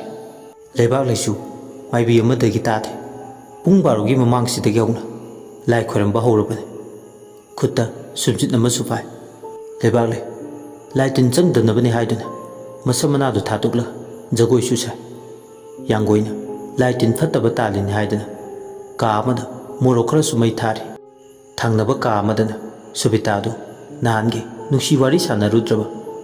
ꯃꯧ ꯍꯅꯨꯕꯤ ꯀꯣꯏꯕꯗ ꯌꯥꯝ ꯏꯟꯇꯔꯦꯁ ꯂꯩꯕ ꯄꯥꯈꯪ ꯑꯃꯒ ꯚꯤꯗꯤꯑꯣ ꯀꯣꯜ ꯇꯧꯔꯤ ꯐꯣꯟ ꯃꯃꯥꯏꯗꯨꯗ ꯁꯛꯀ ꯎꯅꯔꯗꯨꯅ ꯍꯅꯨꯕꯤ ꯃꯥꯅ ꯐꯤꯜꯇꯔꯒ ꯁꯦꯝꯅꯗꯅ ꯃꯀꯤ ꯁꯦꯝꯗꯨꯅ ꯇꯧꯔꯤ ꯃꯇꯝꯗꯨ ꯆꯥꯎꯔꯥꯛꯅ ꯅꯨꯃꯤꯗꯥꯡꯒꯤ ꯄꯨꯡ 11:30 ꯇꯥꯔꯦ ꯁꯣꯝꯗꯅ ꯃꯌꯥꯝ ꯆꯪꯗꯨꯅ ꯂꯥꯏ ꯈꯣꯏꯔꯝꯃꯤ ꯊꯣꯏꯅ ꯑꯀꯥꯏꯕ ꯂꯩꯇꯦ ꯉꯁꯤꯗꯤ ꯃꯥꯒꯤ ꯅꯨꯡꯉꯥꯏꯔꯕ ꯅꯨꯃꯤꯠ ꯑꯃꯅꯤ ꯈꯟ ꯇꯥꯏꯕꯪꯄꯥꯜ ꯑꯃꯗ ꯇꯥꯎꯗꯨꯅ ꯂꯩ ꯄꯥꯈꯪꯗꯨꯒ ꯑꯋꯥꯏꯈꯨꯝ ꯇꯧꯅꯩ ꯅꯦꯅꯦ ꯅꯍꯥꯟꯒꯩ ꯅꯨꯃꯤꯗꯥꯡ ꯀꯣꯜ ꯑꯝꯇꯒ ꯇꯧꯔꯛꯇ꯭ꯔꯤ ꯀꯩꯒꯤꯅꯣ ꯅꯦꯅꯦꯒꯤ ꯃꯁꯛ ꯎꯗꯕꯁꯦ ꯁꯥꯊꯤꯅ ꯅꯨꯡꯉꯥꯏꯇꯦ ꯌꯥꯗ ꯇꯧꯔꯤꯅꯤꯅꯦ ꯕꯨꯡꯉꯣ ꯑꯩꯅ ꯁꯣꯝꯗ ꯅꯁꯛ ꯎꯗꯕꯒꯤ ꯅꯄꯥꯎ ꯇꯥꯗꯕꯒꯤ ꯋꯥꯕꯁꯤꯗꯤ ꯅꯪ ꯈꯪꯂꯝꯃꯣꯏꯅꯦ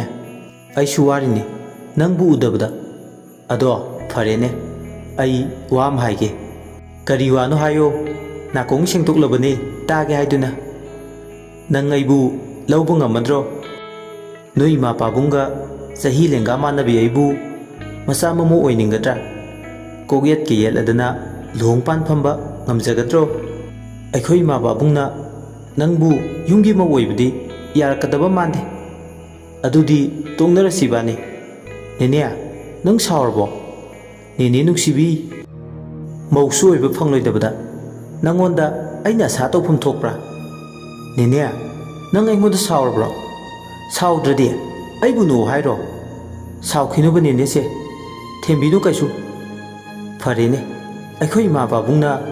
ꯅꯪꯕꯨ ꯃꯃꯧ ꯑꯣꯏꯕꯗ ꯌꯥꯅꯤꯡꯗ꯭ꯔꯕꯁꯨ ꯑꯩꯅ ꯅꯪꯕꯨ ꯂꯧꯔꯒ ꯏꯕꯥꯅꯤ ꯈꯛꯇ ꯇꯣꯈꯥꯏꯅ ꯕꯔꯥꯗ ꯑꯣꯏꯅ ꯂꯩꯔꯁꯦ ꯍꯩꯃꯥ ꯑꯩꯅ ꯃꯥꯒꯤ ꯃꯇꯧ ꯌꯦꯡꯅꯤꯡꯗꯨꯅ ꯂꯥꯛꯅꯕꯗ ꯆꯥꯟꯅꯅ ꯑꯩꯕꯨ ꯂꯧꯒꯦꯒ ꯍꯥꯏꯅꯦ ꯍꯣꯏ ꯌꯥꯔꯤ ꯏꯕꯨꯡꯉꯣ ꯅꯃꯥꯒꯨꯝꯕꯤ ꯑꯩꯕꯨ ꯂꯧꯔꯗꯤ ꯀꯔꯤꯗꯤ ꯍꯥꯏꯅꯅꯤ ꯃꯤꯅ ꯉꯥꯏꯍꯥꯛꯀꯤ ꯈꯥꯏꯕꯅꯦ ꯑꯩꯒꯤ ꯊꯃꯣꯏꯒꯤ ꯅꯨꯡꯁꯤꯕꯁꯦ ꯅꯦꯅꯦ ꯅꯪꯗꯤ ꯅꯍꯥꯟꯒꯩ ꯗꯤꯜ ꯂꯦꯜꯂꯤꯕ ꯑꯣꯏꯔꯦ ꯅꯣꯛꯐꯗꯦ ꯁꯦꯔꯤꯁꯇꯧꯅ ꯈꯟꯕ ꯑꯣꯏꯔꯦ ꯑꯉꯥꯡ ꯑꯣꯏꯔꯣꯏꯗꯕ ꯋꯥꯅꯤ ꯍꯣꯏ ꯅꯣꯡ ꯐꯥꯗꯣꯛ ꯂꯣꯏꯅꯕꯗꯨꯅ ꯃꯈꯜ ꯑꯃꯅꯤ ꯏꯆꯥ ꯂꯩꯁꯥꯕꯤ ꯐꯥꯔꯒ ꯀꯃꯥꯏꯅ ꯅꯪꯉꯣꯟꯗ ꯑꯩꯅ ꯑꯃꯨꯛ ꯂꯩꯈꯤꯗ꯭ꯔꯣ ꯅꯪꯒꯤ ꯆꯍꯤꯗꯨꯒ ꯑꯩꯒ ꯑꯃꯨꯛꯇ ꯄꯥꯎꯅꯦ ꯀꯥꯞ ꯑꯣꯜꯂꯒ ꯌꯥꯔꯦ ꯀꯩꯁꯨ ꯅꯠꯇꯕꯗ ꯆꯍꯤꯗꯒ ꯊꯩꯖꯤꯜꯂꯅꯨ ꯑꯩꯕꯨ ꯈꯥꯏꯀꯩ ꯈꯥꯏꯕꯤꯔꯒ ꯑꯁꯨꯝꯅ ꯄꯥꯈꯪ ꯃꯆꯥꯁꯤꯒ ꯁꯨꯕꯤꯇꯥꯒ ꯋꯥꯔꯤ ꯁꯥꯟꯅꯔꯤꯉꯩ ꯊꯪꯅꯕ ꯑꯇꯣꯞꯄ ꯀꯥ ꯑꯃꯗ ꯂꯩꯕꯤ ꯃꯥꯒꯤ ꯃꯆꯥꯅꯨꯄꯤ ꯃꯦꯙꯥꯄꯇꯤꯗꯣ ꯃꯣꯔꯣꯛ ꯍꯥꯔꯗꯨꯅ ꯃꯥꯒꯤ ꯀꯥꯗꯣ ꯅꯤꯡꯊꯤꯅ ꯚꯦꯟꯇꯤꯂꯦꯁꯟ ꯂꯩꯇꯕꯒ ꯃꯃꯥꯒꯤ ꯀꯥꯗ ꯄ꯭ꯔꯞ ꯂꯥꯛꯄ ꯃꯣꯕꯥꯏꯜ ꯁ꯭ꯀ꯭ꯔꯤꯟꯗ ꯊꯣꯛꯂꯤꯕ ꯅꯨꯄꯥꯗꯨꯒꯤ ꯃꯥꯏꯊꯣꯡꯗꯣ ꯍꯦꯛ ꯎꯔꯨꯔꯦ ꯍꯧꯖꯤꯛ ꯃꯥꯒ ꯐꯣꯟꯗ ꯑꯌꯨꯛ ꯅꯨꯡꯊꯤꯜ ꯋꯥꯔꯤ ꯁꯥꯟꯅꯔꯤꯕ ꯅꯨꯄꯥꯅꯤ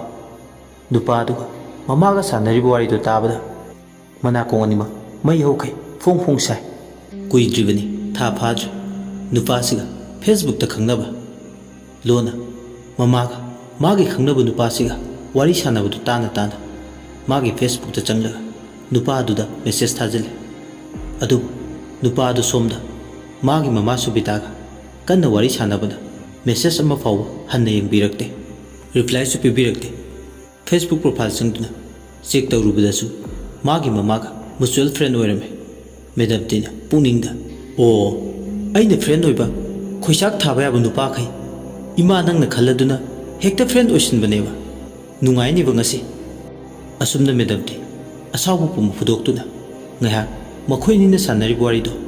tanaba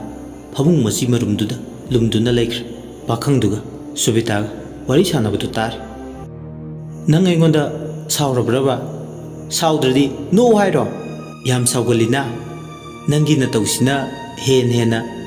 aibu nuksiba phon bodongna tawi phawni thamoi pandabi miot pinangbo otiye farene nang naibu lawbu ngamni haigana ai ahumlak marirakti khalakige mau hanubi lawbu aina hudokpro aina hanba sunate sidabu nangna ahumlak marirak khalake hairisibu kari noba nangna khangoi isa nupi ma leiri ma amta mayum pan ki sunu tawbani adu oiradi aingondasu hena ningtamledana tahaibu ngamdre medabudi mamagi mangda phanchong thoklaga aina oina kaina katpirage noini karamba numit thamu ngainani supita amadi nupadusu mayek singna tare Madam Tina hairiba singdo Madam Tiga maga hujikju kanna koinaribani Madam Tina yumsida tholakpasidadi pakhangdo mihul chingka chingumnare pakhangduna nang Madam Tina tro Madam Tina khume namito loktang tangabo ai Madam Tina aikhoi ima shamak nangna lawba tare aikhoi mana hal aina tombi oirge kari kai nangsu sida law nupa su yaude yaung inbana paksarani supitana karino nangna ngangi dubo imagi bema ngayagadu ima isa gumbagi wari sanabani nangna masuk mapan naidaba wa mema manganglisibu karigino haiba mine takhraga kari haina kini taagi su tajasanu imadi kangka makhada kunbi linna momoiramle ngasidagi mingo hongdoknarani naya nupa thokadaba nupa sida nang ai punna laidorbanina mingo se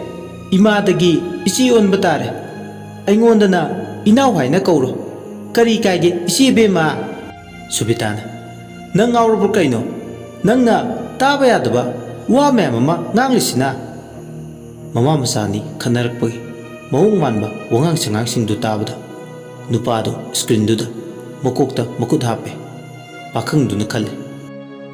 karino ne aibu hantak matang sida mama masani ma lawba tarabra mama masa lawgudi aidi ngamo lamchat na tai chada basa poloi fam fajabam laite yare ai ngasidagi mau halakpi koiraro oe khare pele isaga satagadaba nupi ma yung koigedaba yama thibana fai kaidawni punsi khongchat amada mina thina ngangnaba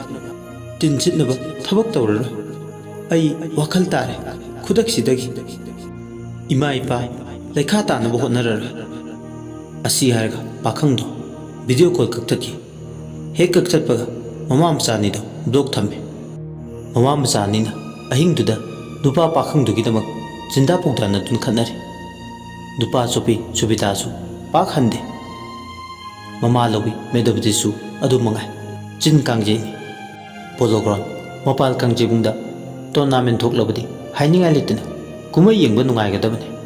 asumna dupa gi damak khannaringi numidangi pung baro takiba khangudre yumdo mai pumu mutkre mai mutkebadai kado humchikchi mama macha khannaram bagado subitana si thokni khangabani aidi ngasaina candle ge mekhet ke dubu mon makhada thamkibani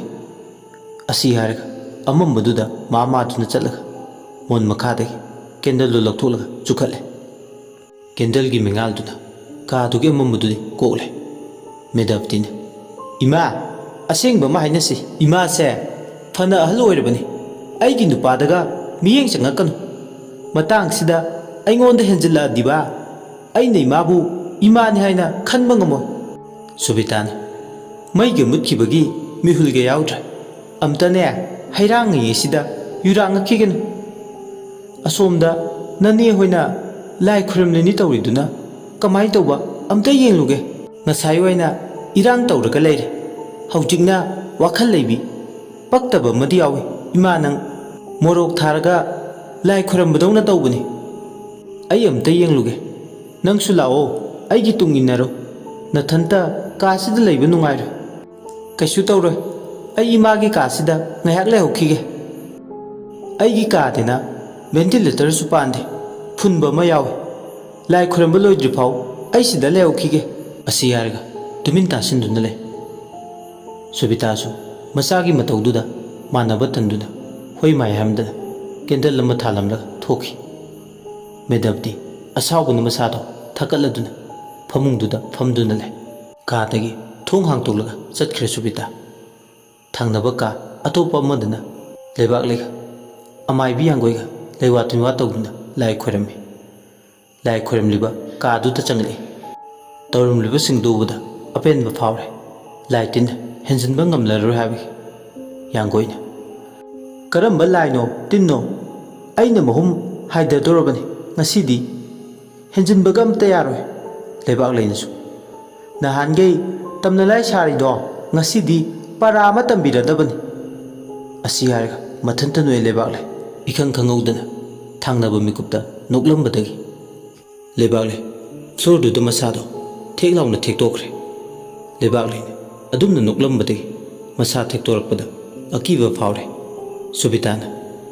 kaidorage ine kaidorage yangoina lebak le nangu wakhol amta tawsi kaidoge. Asi harga magi manak tamna praprap sangsilagla lawai duda leiwa ama kame masa thektuklibdo fanaba aiduna. Asumna ama laikannanaba honaringe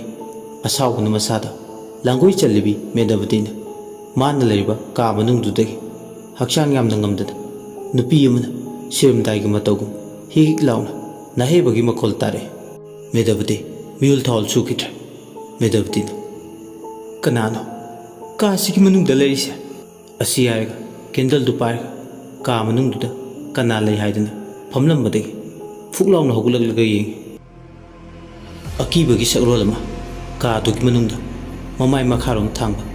faklangduda kendalgi mangalduda masamanai papabi nupi amana lepaga leibagi mami tabadawna leibado mamin mangna uri. Medabdi madu ubuda wa ngangba thokidra maning handuna chatlaga mamagi kadugi manungdagi khonglei khajiktuna chenthoke tawbusu nangaudra. Ma masado chenthoke tawbuga kage thongdo gamlauna akanba sapu muga loinana kanna hangtokpa yadabagi mongda lonsinkhre. Medabdi kapagle kadugi thongdo hangto haibagi mama tanaba hanjinjan law khongduna ima thong hangto ima thong hangto haiduna hanjanjan lawre. Adubu mana lawribado arembani ka manungda leiba saudaba saphuduna magi khonjeldo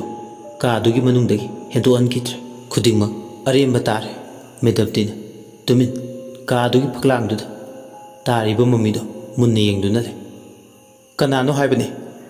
aikhoi ma hoi ine hoina laikanna khoirami nangumba mana hekta hanjinbadi yar thong changdo ai chatke haibane ai bu kinaba silibana kanano. Asumne haibaga nupi amana kadugi manungda sisigai thawai tana nokpagi makhol ama tare. Nupiduna nokpa makholdu tarabada magi singli nauri pumba krak krak laksinbagum phawi. Tahaiba ngamdradna mana konganido kanna mele. Tanjasida faglangdagi lai kusangwidongna tawba saruk ngaktana leitengba khut asangba ma makharom thangba mami tariba faglangdudagi thindore. Madubuda miyul changkatkiduna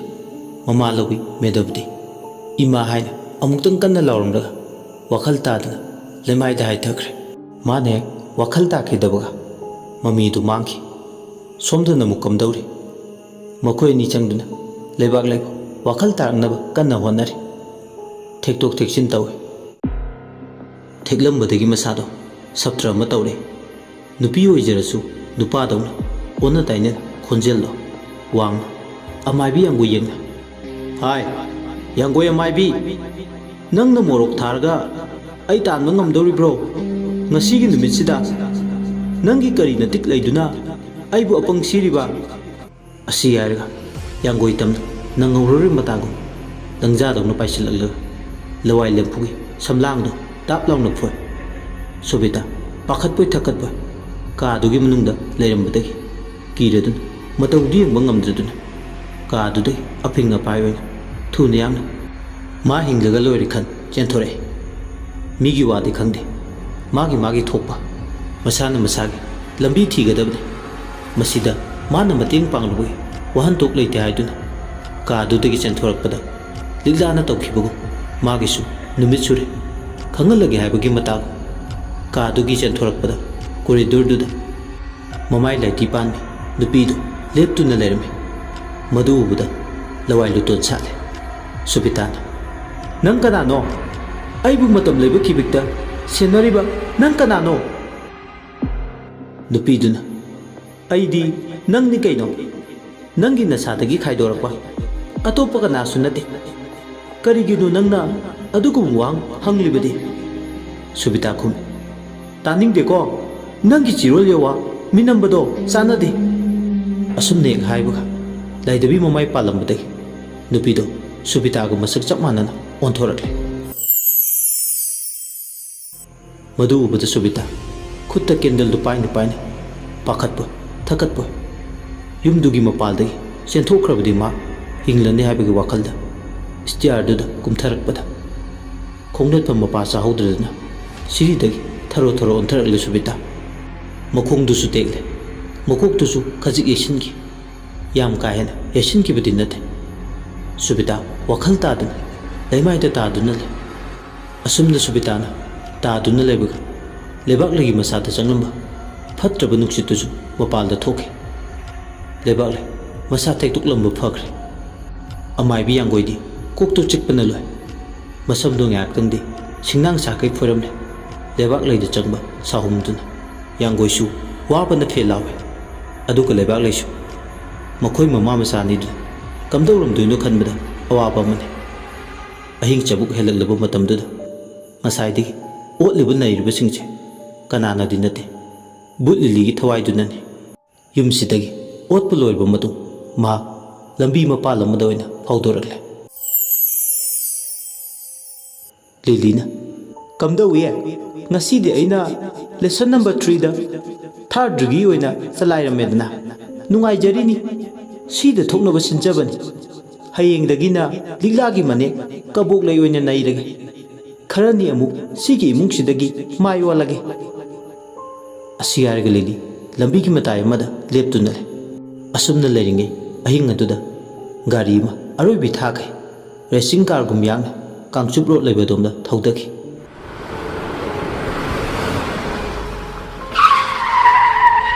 ꯀꯔꯤ ꯈꯨꯇꯧ ꯂꯥꯛꯊꯧꯅꯒꯦ ꯁꯤꯗꯤ? ꯃꯇꯥ ꯑꯃꯅꯤꯅꯦ꯫ ꯀꯩꯅꯣꯝꯃ ꯇꯧꯔꯝꯕ ꯁꯣꯏꯗ꯭ꯔꯦ꯫ ꯃꯁꯤꯒꯤ ꯀꯥꯔꯁꯤꯒꯤ ꯃꯇꯨꯡꯗ ꯇꯥꯟꯅꯔꯨꯒꯦ꯫ ꯑꯁꯤ ꯍꯥꯏꯔꯒ ꯂꯤꯂꯤꯅ "ꯒꯣꯁ ꯔꯥꯏꯗꯔꯒꯤ ꯕꯨꯂꯦꯠꯇꯨꯒꯨꯝꯕ ꯑꯩꯒꯤꯁꯨ ꯃꯩ ꯀꯥꯞꯄ ꯕꯨꯂꯦꯠ ꯑꯃ ꯊꯣꯛꯎ." ꯑꯁꯨꯝꯅ ꯍꯦꯛ ꯍꯥꯏꯕꯒ ꯃꯥꯒꯤ ꯃꯥꯡꯗ ꯑꯔꯣꯏꯕꯤꯗ ꯅꯩꯕ ꯔꯣꯌꯦꯜ ꯏꯟꯐꯤꯜꯒꯤ ꯕꯨꯂꯦꯠ ꯑꯃ ꯊꯣꯔꯛꯂꯦ꯫ ꯕꯨꯂꯦꯠꯇꯣ ꯁ꯭ꯇꯥꯔꯠ ꯇꯧꯔꯦ꯫ ꯈꯨꯗꯛ ꯑꯗꯨꯗ ꯕꯨꯂꯦꯠꯇꯨ ꯁ꯭ꯄꯤꯗ ꯀꯟꯅ ꯊꯧꯔꯒ ꯉꯁꯥꯏ ꯀꯥꯡꯆꯨꯞ ꯔꯣꯗ ꯂꯣꯝꯗ ꯍꯥꯏꯊꯈꯤꯕ ꯀꯥꯔꯗꯨ ꯐꯪꯅꯕ ꯇꯥꯟꯅꯔꯦ꯫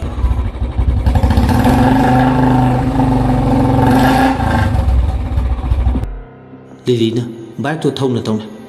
"ꯑꯥꯏ ꯍꯦꯠ ꯁ꯭ꯄꯤꯗ, ꯑꯗꯨꯕꯨ ꯀꯔꯤ ꯄꯥꯝꯕꯩ ꯂꯩ? ꯌꯥꯅꯤꯡꯗꯦ ꯍꯥꯏꯗꯨꯅ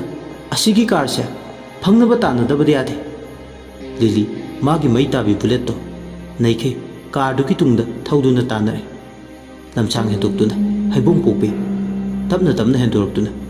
ꯐꯌꯦꯡ ꯃꯄꯥ ꯌꯧꯔꯝꯗꯥꯏ ꯑꯗꯥꯏꯗꯨꯗ ꯎꯆꯤꯟ ꯅꯥꯆꯤꯟ ꯃꯥꯅ ꯇꯥꯟꯅꯔꯤꯕ ꯀꯥꯔꯗꯨ ꯐꯪꯉꯦ꯫ ꯀꯥꯔꯗꯨꯅꯁꯨ ꯉꯁꯥꯏꯗꯒꯤ ꯃꯈꯣꯏꯒꯤ ꯇꯨꯡꯗ ꯕꯨꯂꯦꯠ ꯑꯃ ꯇꯥꯟꯅꯔꯛꯄꯗꯣ ꯈꯪꯉꯦ, ꯑꯗꯨꯕꯨ ꯊꯑꯣꯏꯒꯤ ꯊꯧꯁꯥ ꯋꯥꯁꯥꯗꯅ ꯊꯧꯕꯅꯤ꯫ ꯂꯤꯂꯤꯁꯨ ꯍꯣꯏ ꯃꯥꯏ ꯍꯥꯏꯗꯨꯅ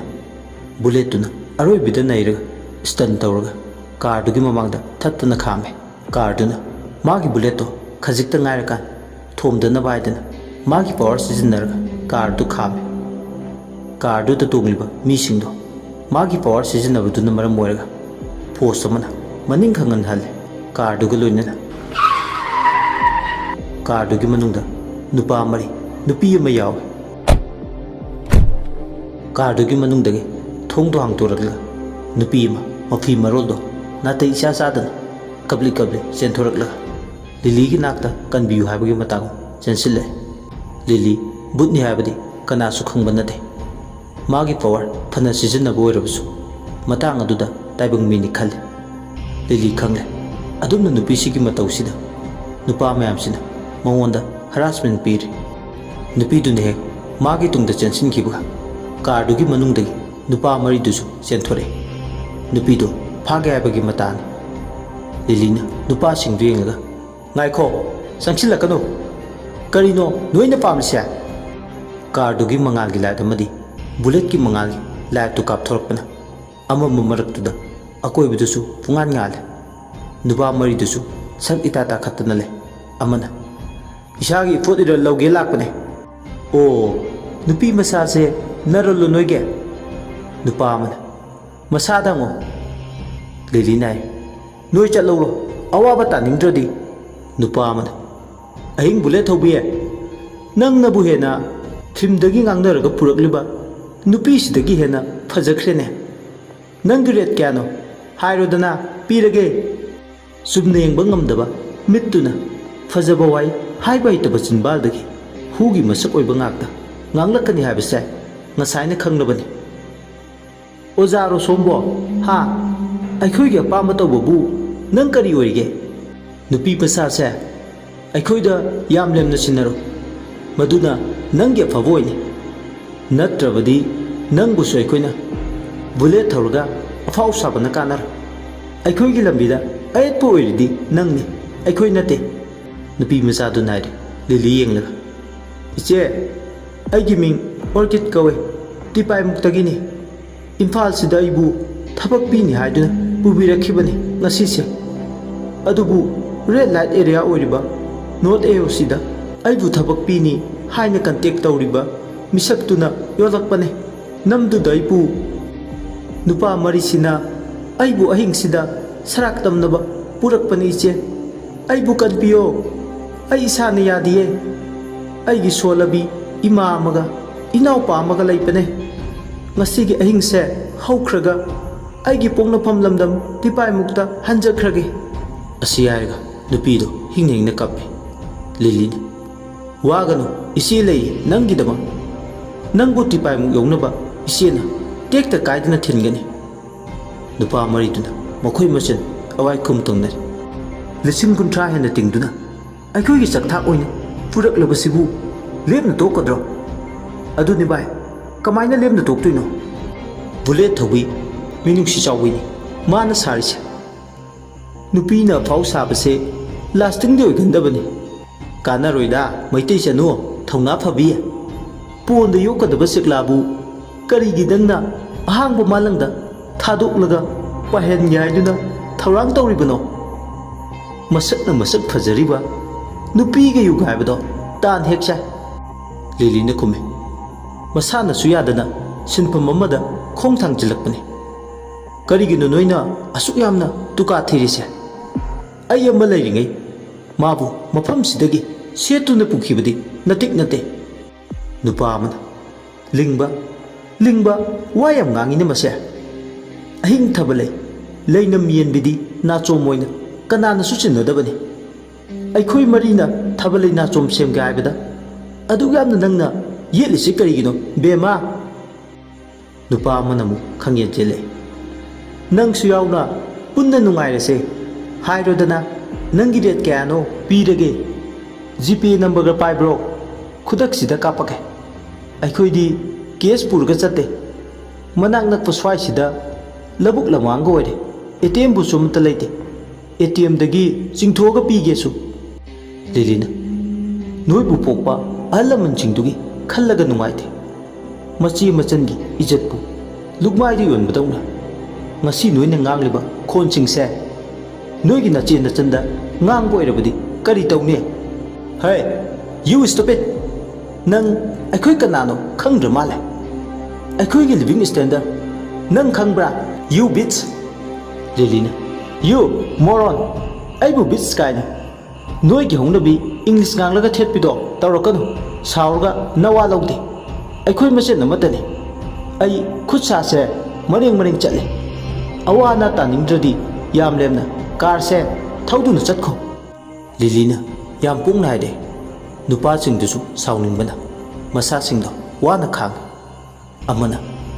masi yam fau sai ne wa siarga perpep sangsil laga magi pocket ki license kan lama lathuk laga Lily lai bu umpa du da trigger do namdrabasu ifong phong na thame nupa do nai ai ni pai se sana po nate G4 guns nang tabra nasri da katam lakpado sinani sorat ke sapot langbe nasid macha ma pali dusu sina kapsil labadi wangang ba thoi ne ha nongoi sigi marum daro na khoina pongliba nachi nasan masak khangdaba sa asiyar ga Lily nupa du da round kick tharga nongoi do khudak tu da mul nongoi du munbaga nupa mari do ma mathantana mathang manau nai kawbo thinbo amagi mathang da ma fudarale labuk ta tasin beya koila sa sujin beya yang haidre nupa sing do hande adubu Charlie engine dawna Lily na nupa mari do magi power duna keret kungfu gi talent makai sisina duna pure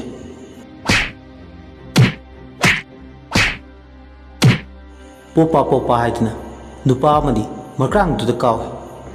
electric shock current chat padong na tawe makut ani duna sapsin duna koilas tu da phamtagi chaina khangba ngamju duna ona thoina khang nupa du machin da chol hingcha bi soidra ising yapam hauba tare amana mu masibu nupiro nupidi thotna wi haida nupiro bo ni sidi nupa ni madi lauri da uprang uptuna taragale nupa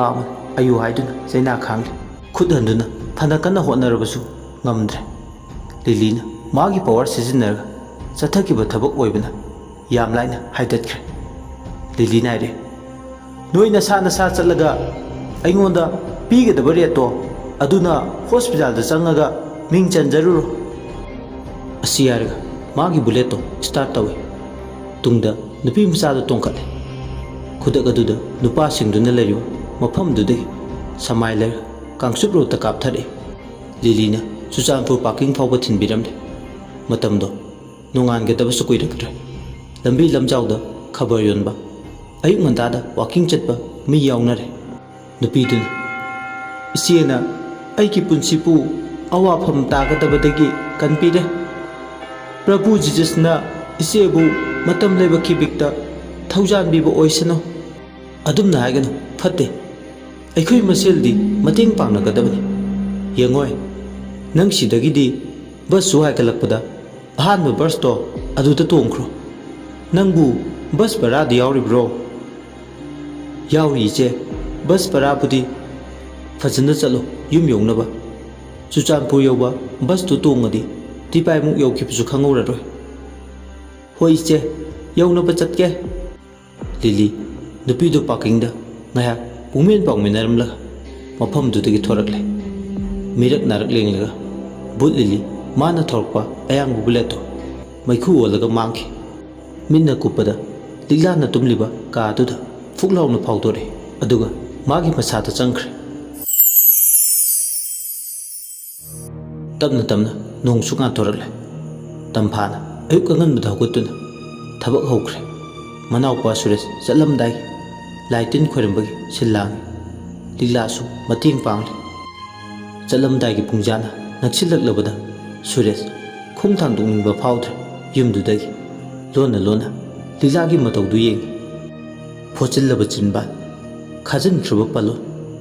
nungairak ta chenba ichel gi panthungpa chingnungda karamna diliruni ichel magi horapa khonguldo munna yengba miye ningolgi amuba samlangna thauri oiduna punchinkre pakhang magi thamoibo khamduna thamning matam manadi magi bisangsu changbidi magi maike to sulepidi hai naina changan char chalamdai gi matam yorak labada ꯂꯥꯏ ꯇꯤꯟ ꯈꯣꯏꯔꯝꯃꯤ ꯊꯥꯡꯗꯣꯛꯅꯤꯡꯗ꯭ꯔꯕ ꯈꯣꯡꯊꯥꯡꯅꯤ ꯆꯣꯛꯊꯕ ꯐꯥꯎꯔꯦ ꯉꯁꯤꯒꯤ ꯃꯤꯀꯨꯞꯁꯤꯗ ꯊꯃꯣꯏꯅ ꯇꯠꯇꯅ ꯇꯧꯔꯔꯦ ꯅꯤꯡꯉꯥꯏꯁꯤꯗ ꯈꯥꯡꯕ ꯉꯝꯗ꯭ꯔꯕ ꯊꯃꯣꯏꯅꯤ ꯊꯦꯝꯖꯤꯜꯍꯟꯅꯤꯡꯕꯅꯤ ꯃꯥꯅꯗꯤ ꯀꯔꯝꯅꯗꯤ ꯊꯦꯝꯃꯨ ꯍꯥꯏꯔꯨꯅꯤ ꯐꯣꯡꯕ ꯉꯝꯗ꯭ꯔꯕ ꯅꯨꯡꯁꯤꯕꯅ ꯊꯃꯣꯏꯗꯨꯗꯗꯤ ꯄꯣꯠꯂꯨꯝ ꯑꯃꯒꯨꯝ ꯇꯞꯅ ꯇꯞꯅ ꯂꯨꯝꯊꯔꯛꯄꯅ ꯈꯣꯡ ꯊꯥꯡꯗꯨꯅ ꯆꯠꯄ ꯉꯝꯗ꯭ꯔꯦ ꯄꯨꯡ 9 ꯑꯗꯥꯏꯗ ꯔꯣꯁꯟ ꯑꯃꯗꯤ ꯑꯃꯔꯁꯨ ꯌꯧꯔꯛꯂꯦ ꯃꯃꯥꯟꯅꯕꯁꯦ ꯏꯌꯥꯔꯄꯣꯔꯠ ꯇꯥꯟꯅ ꯊꯤꯟꯗꯣꯛꯅꯕ ꯆꯠꯅꯤꯡꯗ ꯌꯨꯝꯗꯨꯗꯒꯤ ꯈꯣꯡ ꯊꯥꯡꯗꯣꯔꯛꯇꯧꯔꯦ ꯁꯨꯔꯦꯁꯅ ꯃꯅꯤ ꯀꯀꯥꯒꯤ ꯕꯨꯕꯨ ꯀꯔꯤ ꯂꯩꯔꯧꯒꯦ ꯅꯪꯒꯤ ꯁꯨꯇꯤ ꯊꯣꯔꯛꯄꯗ ꯃꯅꯤ ꯃꯇꯨꯝꯅ ꯈꯨꯝꯃꯦ ꯀꯀꯥ ꯁ꯭ꯄꯥꯏꯗꯔꯃꯦꯟ ꯑꯣꯏꯅ ꯂꯩꯔꯣ ꯇꯝꯐꯥꯅ ꯌꯥꯔꯦ ꯏꯕꯨꯡꯉꯣ ꯂꯩꯔꯛꯀꯅꯨ ꯁꯥꯟꯅꯄꯣꯠ ꯉꯥꯛꯇ ꯉꯥꯏꯔꯁꯤꯗ ꯃꯅꯤ ꯃꯇꯨꯝꯅ ꯌꯥꯔꯣꯏ ꯀꯩꯁꯨ ꯂꯩꯔꯛꯀꯗꯕꯅꯤ ꯃꯃꯥ ꯁꯛꯄꯤ ꯃꯇꯩꯃꯅ ꯃꯅꯝ ꯅꯝꯃꯤ ꯆꯠꯂꯝꯗꯥꯏꯒꯤ ꯀꯞꯅꯤꯡꯕ ꯐꯥꯎꯏ ꯇꯝꯐꯥ ꯑꯃꯗꯤ ꯔꯣꯃꯤꯌꯣ ꯌꯦꯡꯉꯤ ꯇꯥꯃꯣ ꯏꯇꯩꯃ ꯆꯠꯂꯨꯈꯤꯒꯦ ꯔꯣꯃꯤꯌꯣꯅ ꯅꯀꯣꯛ ꯐꯥꯎꯕ ꯆꯤꯛꯀꯅꯨ ꯏꯌꯥꯝꯕꯒꯤ ꯏꯕꯨꯡꯉꯣ ꯃꯇꯩꯃꯅ ꯈꯨꯜꯂꯧ ꯄꯥꯜꯂꯧꯗꯅ ꯌꯧꯕ ꯑꯣꯏꯌꯨ ꯇꯝꯐꯥ ꯃꯤꯂꯨꯗꯒꯤ ꯄꯤ ꯆꯤꯟꯊꯔꯦ ꯀꯥꯏꯅꯔꯝꯗꯥꯏꯒꯤ ꯄꯨꯡꯖꯥꯁꯤꯗ ꯂꯤꯛꯂꯥꯅꯁꯨ ꯇꯥꯃꯣꯆꯥ ꯐꯖꯅ ꯆꯠꯂꯨꯀꯣ ꯍꯣꯏ ꯅꯪꯁꯨ ꯐꯖꯅ ꯌꯨꯝꯁꯤꯗ ꯂꯩꯔꯝꯃꯨ ꯍꯣꯏ ꯂꯩꯔꯝꯒꯦ ꯁꯨꯔꯦꯁ ꯒꯦꯠꯇ ꯊꯣꯛꯂꯛꯑꯦ ꯃꯥꯒꯤ ꯄꯨꯒꯗꯕ ꯂꯒꯦꯖꯇꯣ ꯒꯥꯔꯤꯗ ꯍꯥꯞꯀꯠꯈ꯭ꯔꯦ ꯔꯣꯃꯤꯌꯣꯒ ꯕꯨꯕꯨꯒꯁꯨ ꯀꯥꯔ ꯑꯃꯗ ꯇꯣꯡꯉꯤ ꯃꯈꯣꯏꯁꯤꯡꯗꯣ ꯀꯥꯔ ꯑꯅꯤꯗ ꯇꯣꯡꯗꯨꯅ ꯃꯥꯡꯗ ꯎꯔꯤꯄꯣꯛꯇꯒꯤ ꯏꯌꯥꯔꯄꯣꯔꯠ ꯌꯧꯅꯕ ꯊꯧꯔꯛꯏ ꯇꯝꯐꯥꯗꯤ ꯒꯦꯠꯇꯨꯗ ꯍꯤꯛꯅ ꯀꯞꯇꯨꯅ ꯂꯩꯍꯧꯏ ꯂꯤꯂꯥꯅ ꯀꯞꯀꯅꯨ ꯍꯥꯏꯗꯨꯅ ꯊꯦꯝꯖꯤꯜꯂꯤ ꯁꯣꯝꯗꯅ ꯏꯌꯥꯔꯄꯣꯔꯠ ꯌꯧꯈꯤꯕ ꯈꯪꯍꯧꯗꯦ ꯃꯤꯅ ꯆꯤꯛꯅ ꯆꯥꯏꯅꯕ ꯉꯝꯂꯝꯗꯦ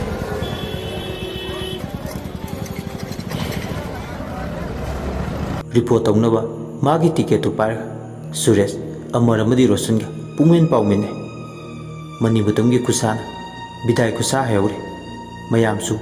ꯃꯥꯅ ꯍꯦꯛ ꯆꯪꯈꯤꯕꯒ ꯌꯨꯝꯗ ꯍꯟꯅꯔꯛꯂꯦ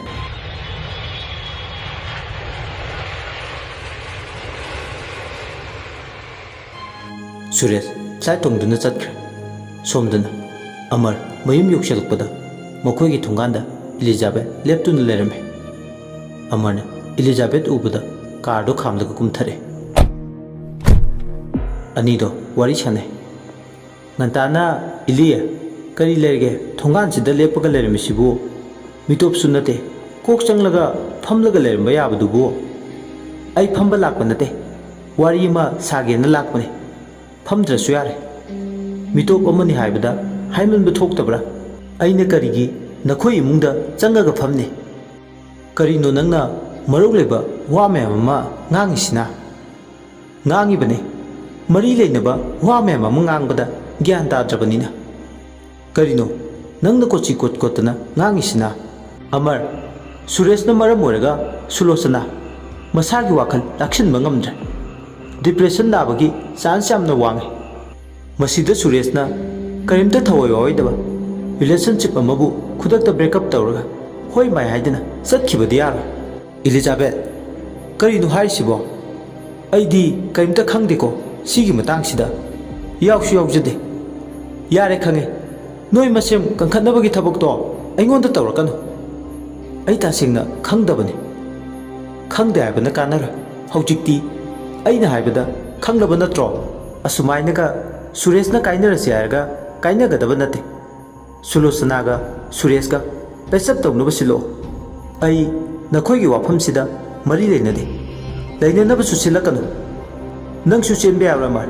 ꯋꯥꯐꯝꯁꯦ ꯂꯨꯁꯤꯜꯂꯛꯇ꯭ꯔꯤꯉꯩꯗ ꯁꯣꯂꯨꯁꯟ ꯊꯤꯔꯛꯑꯣ ꯀꯔꯤꯒꯨꯝꯕ ꯁꯨꯂꯣꯆꯅꯥꯅ ꯗꯤꯄ꯭ꯔꯦꯁꯟ ꯍꯦꯛ ꯅꯥꯔꯕ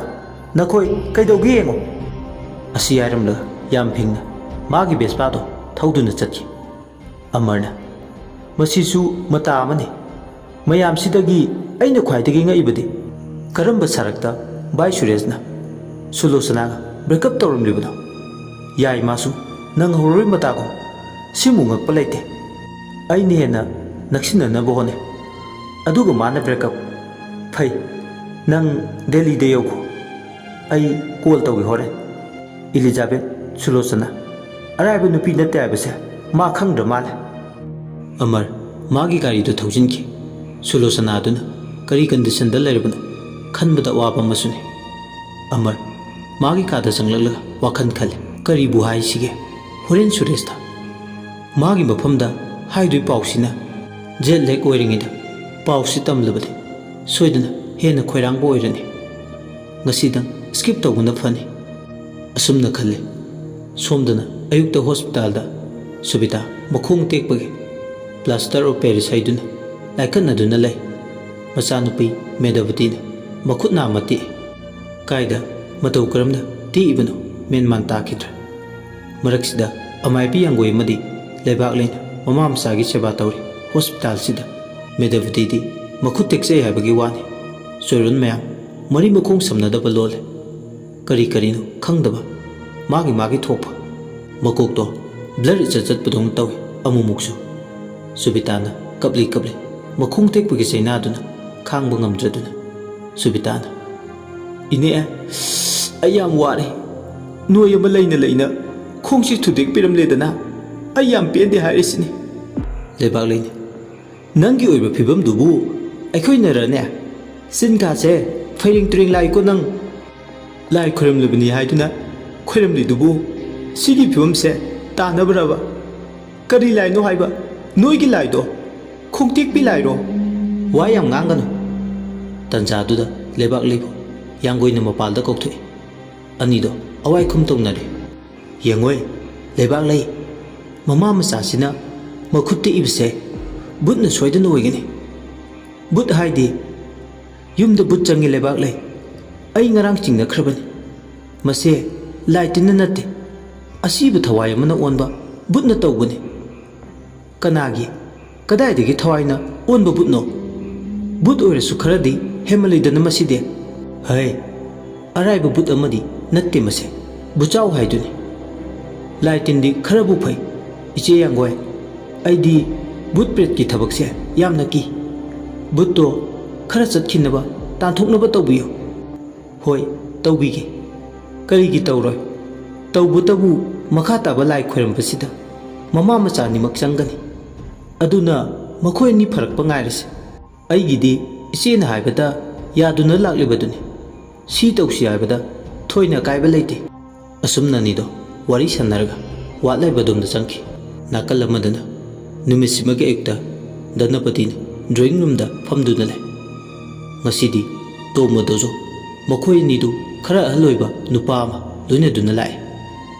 ꯙꯅꯄꯇꯤꯅ ꯐꯝꯃꯨ ꯍꯥꯏꯗꯨꯅ ꯇꯔꯥꯝ ꯀꯧꯁꯤꯟꯗꯨꯅ ꯐꯝꯍꯜꯂꯦ꯫ ꯙꯅꯄꯇꯤꯅ, ꯈꯨꯔꯥꯁꯤꯅ ꯀꯅꯥ? ꯗꯣꯖꯣꯅ ꯈꯨꯝꯃꯛꯏ, ꯑꯩꯈꯣꯏ ꯈ꯭ꯋꯥꯏꯒꯤ ꯑꯣꯖꯥꯅꯤ, ꯃꯃꯤꯡꯅ ꯃꯥꯡꯂꯦꯝꯕ, ꯃꯌꯥꯝꯒꯤꯅ ꯑꯣꯖꯥ ꯃꯥꯡꯂꯦꯝ꯫ ꯃꯥꯡꯂꯦꯝꯅ, ꯑꯩꯒꯤ ꯃꯤꯡ ꯃꯥꯡꯂꯦꯝ, ꯅꯔꯥꯟ ꯀꯣꯟꯖꯤꯟꯗꯒꯤ꯫ ꯙꯅꯄꯇꯤꯅ, ꯑꯣꯖꯥ ꯑꯉꯥꯡꯁꯤꯡꯁꯤꯅ ꯐꯣꯟꯗ ꯁ꯭ꯋꯥꯏꯔꯦ, ꯉꯁꯤ ꯑꯩꯒꯤ ꯏꯅꯥꯛꯇ ꯑꯣꯖꯥꯒ ꯄꯨꯟꯅ ꯂꯣꯏꯅꯗꯨꯅ ꯂꯥꯛꯀꯅꯤꯅ ꯑꯩꯗꯤ ꯃꯈꯣꯏꯗ ꯁ꯭ꯋꯥꯅ ꯍꯥꯏꯈ꯭ꯔꯗꯨꯅꯤ꯫ ꯍꯟꯖꯤꯟ ꯉꯥꯡꯕꯕꯨꯗꯤ ꯇꯜꯂꯤ ꯍꯥꯏꯕꯕꯨ ꯍꯧꯖꯤꯛꯁꯨ ꯍꯥꯏꯔꯤ, ꯊꯕꯛꯁꯤꯗ ꯃꯥꯏ ꯄꯥꯜꯂꯣ, ꯁꯦꯟꯒꯤ ꯋꯥꯗꯤ ꯍꯩꯊꯔꯒꯦ꯫ ꯃꯥꯡꯂꯦꯝꯕꯅ, ꯊꯕꯛꯅ ꯎꯠꯂꯤ ꯅꯪ ꯈꯨꯔꯥꯗꯤ, ꯆꯤꯟꯗꯪ ꯇꯧꯕꯗꯤ ꯇꯧꯗꯦ, ꯅꯪꯒꯤ ꯑꯄꯥꯝꯕꯗꯣ ꯐꯪꯍꯜꯂꯒꯦ꯫ ꯌꯥꯝꯗ꯭ꯔꯕꯗ ꯅꯨꯃꯤꯠ 9ꯅꯤꯗꯤ ꯆꯪꯒꯅꯤ ꯇꯧꯗꯣꯏ ꯊꯕꯛꯁꯤꯗ꯫ ꯃꯗꯨꯇ ꯉꯥꯎꯍꯜꯂꯒ ꯍꯥꯟꯅꯒꯤ ꯃꯥꯒꯤ ꯂꯥꯛꯈꯤꯕ ꯐꯤꯕꯝꯗꯨꯗ ꯍꯟꯖꯤꯜꯍꯜꯂꯒ ꯌꯨꯝꯗꯨꯗꯒꯤ ꯃꯈꯣꯡ ꯊꯣꯡꯅ ꯂꯥꯛꯈꯤꯕꯗꯣ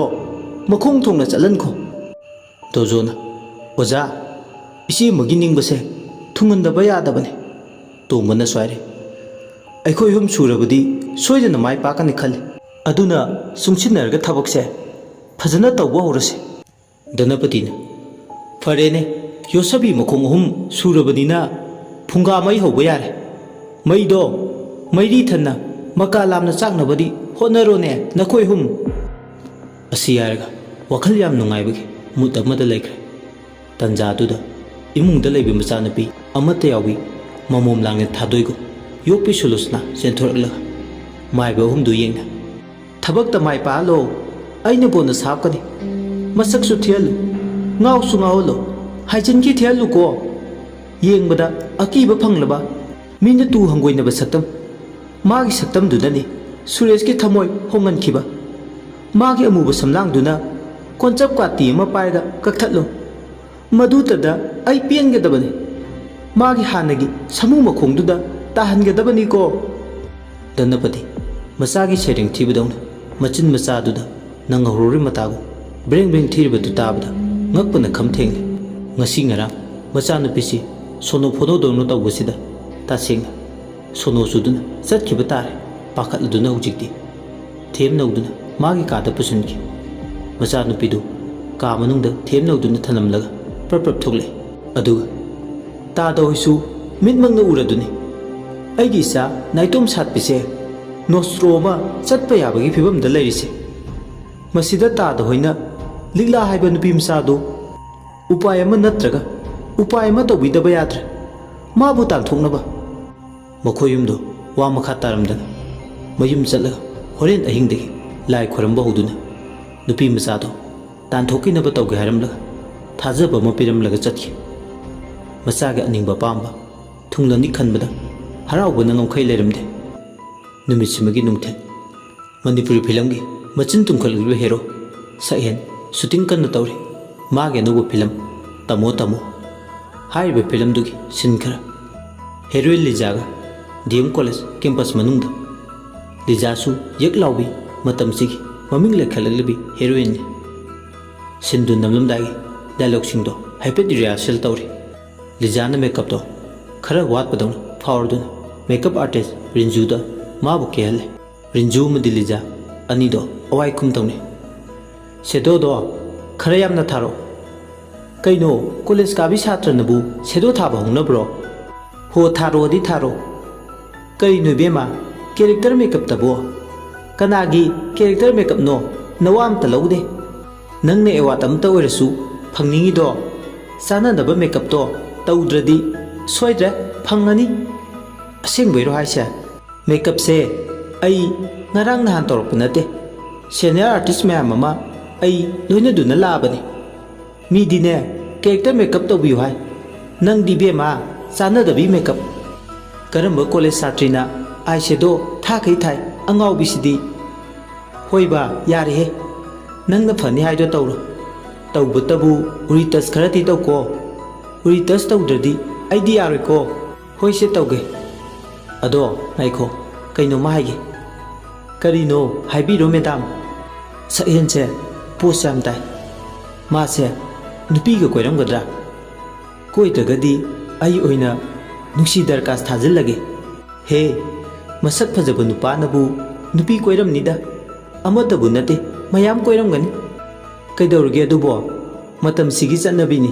ꯆꯥꯝ ꯅꯤꯄꯥꯜ ꯀꯣꯏꯒꯦꯁꯨ ꯀꯣꯏꯖꯁꯅꯨ ꯑꯩ ꯑꯣꯏꯅ ꯃꯉꯣꯟꯗ ꯀꯣꯛ ꯂꯩꯁꯤꯜꯂꯒ ꯂꯣꯏꯔꯦ ꯇꯧꯉꯝꯕꯤ ꯀꯤꯔꯕ ꯋꯥ ꯌꯥꯝ ꯉꯥꯡꯉꯤꯀꯣ ꯅꯪꯁꯦ ꯑꯃꯨꯛ ꯇꯣꯏꯕ ꯃꯤ ꯕꯥꯝꯕꯣꯜ ꯄꯥꯈꯪꯅꯦ ꯅꯪꯒꯨꯝꯕꯤꯗꯤ ꯆꯟꯅꯔꯣꯏ ꯍꯌꯦꯡꯋꯥꯏ ꯅꯈꯨꯠꯁꯨ ꯆꯥꯕꯤꯔꯣꯏ ꯃꯤ ꯕꯥꯃꯣꯟ ꯌꯦꯛ ꯂꯥꯎꯕ ꯏꯃꯨꯡꯗꯨꯗ ꯑꯁꯨꯛ ꯆꯥꯎꯈꯠꯂ ꯃꯇꯝꯁꯤꯗ ꯈꯨꯠ ꯆꯥꯕꯤꯗ꯭ꯔꯒ ꯀꯩꯗꯧꯔꯒꯦ ꯋꯥꯏꯗꯨꯝ ꯁꯪꯉꯤ ꯐꯅꯗꯨꯝ ꯀꯦꯠꯂꯦ ꯑꯩꯉꯣꯟꯗꯗꯤ ꯂꯩꯗ ꯂꯩꯈꯤꯗꯧ ꯃꯥꯜꯂꯤ ꯅꯪꯒꯤ ꯃꯑꯣꯡꯁꯤꯗꯤ ꯕꯦꯝꯃ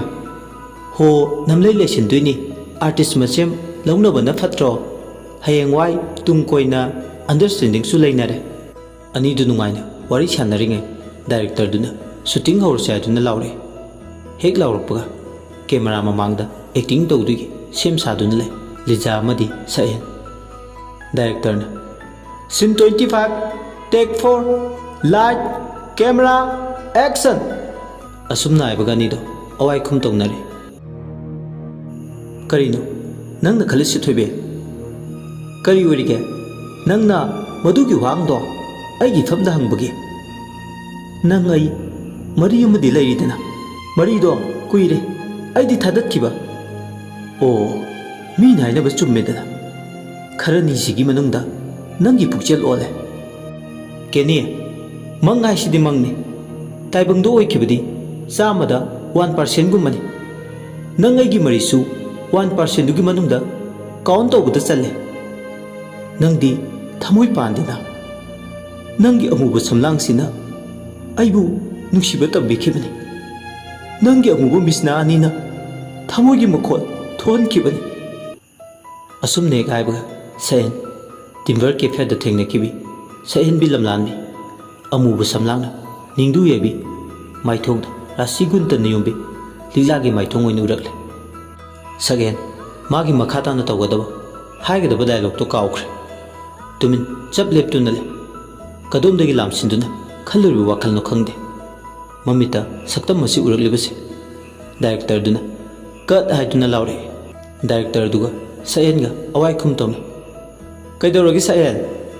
ꯅꯣꯡꯃꯇ ꯗꯥꯏꯂꯣꯛ ꯀꯥꯎꯗꯕ ꯅꯪꯅ ꯇꯨꯃꯤꯟ ꯂꯩꯔꯤꯁꯤꯅ ꯈꯪꯗꯦ ꯑꯩ ꯏꯁꯥꯁꯦ ꯉꯁꯤꯗꯤ ꯌꯥꯝ ꯆꯔꯥꯡꯅꯕꯗꯧꯅ ꯇꯧꯏ ꯃꯈꯥ ꯇꯥꯕ ꯁꯤꯟ ꯅꯝꯕꯗ ꯁꯣꯏꯗꯧ ꯃꯥꯜꯂꯦ ꯑꯗꯨꯅ ꯉꯁꯤꯗꯤ ꯕꯦꯛꯑꯞ ꯇꯧꯔꯁꯤ ꯍꯣꯏꯅꯦ ꯅꯁꯥꯁꯨ ꯅꯨꯡꯉꯥꯏꯇꯦ ꯍꯥꯏꯔꯕꯅꯤ나 ꯕꯦꯛꯑꯞ ꯇꯧꯕ ꯍꯥꯏꯗꯨꯅꯤ ꯁꯣꯏꯗꯧ ꯑꯣꯏꯔꯗꯤ ꯍꯌꯦꯡ ꯅꯨꯃꯤꯠꯇ ꯑꯣꯏꯅ ꯑꯁꯨꯝꯅ ꯅꯨꯃꯤꯠꯇꯨꯃꯒꯤ ꯁꯨꯇꯤꯡꯗꯨ ꯂꯣꯏꯁꯤꯜꯂꯦ ꯁꯨꯇꯤꯡ ꯍꯦꯛ ꯂꯣꯏꯕꯒ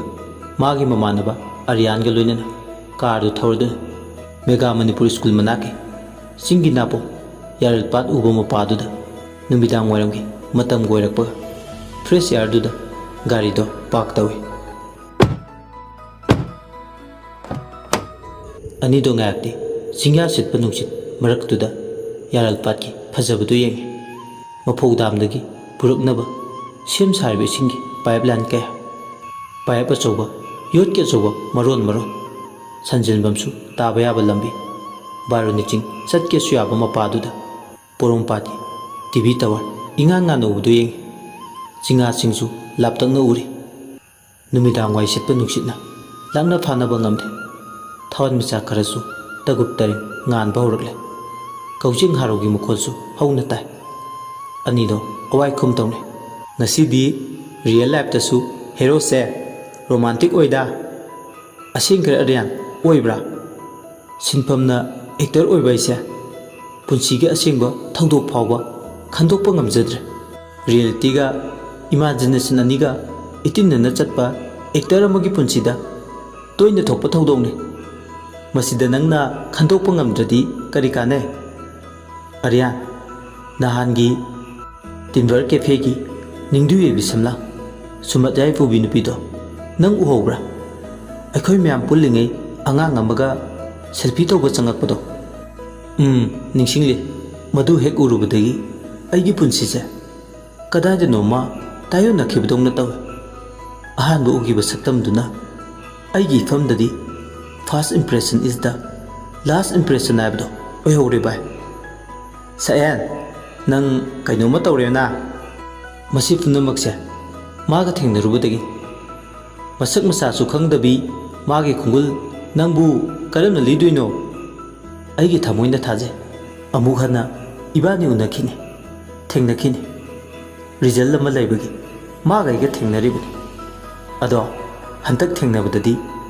ꯃꯥꯒꯤ ꯃꯃꯤꯡ ꯂꯩꯐꯝ ꯍꯪꯍꯧꯔꯒꯦ ꯐꯦꯁꯕꯨꯛ ꯏꯟꯁꯇꯥ ꯋꯥꯆꯞ ꯂꯣꯏꯅ ꯐꯥꯎꯅꯕ ꯌꯥꯕ ꯑꯦꯅꯤ ꯃꯤꯟꯁ ꯑꯃ ꯍꯦꯛꯇ ꯂꯧꯍꯧꯔꯒꯦ ꯅꯨꯄꯥꯁꯦ ꯈꯔ ꯇꯧꯔꯛꯀꯗꯧꯔꯤ ꯍꯟꯗꯛ ꯃꯇꯥꯡꯁꯦ खरा तौगे खले तुमिन लेररो माबु फंगनब थीगे खले बाय होनबबु लेप्त्रदि मरायना फंगजनीदा असुमननीदो नुंगाइबा वखलदा ताउदुन वारी नुंगाइ मयाम अमा साने सोमदना नुमिदांग वाइरम रोमियोगा सुरेशगा वारी साने तमो आई यौरे फरेदा टेक्ता कायदना यौरिदो नहान खैदगी ngасina nganbदौना तौ तमो ngасina ngale आइसु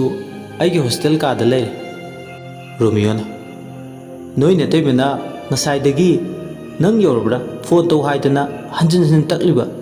आइना मराइना यौरगा तौजरकने हाइदना हाइरिबनी से नोइ नतै ममता पाइगे फोन दुपी तंफादा फोन दो पाइखलगा इबुंगो इतैमा येंगोय चाबा थकपगदो सेक्शनलुको अमुक नानी होय तैमा सेक्शनगे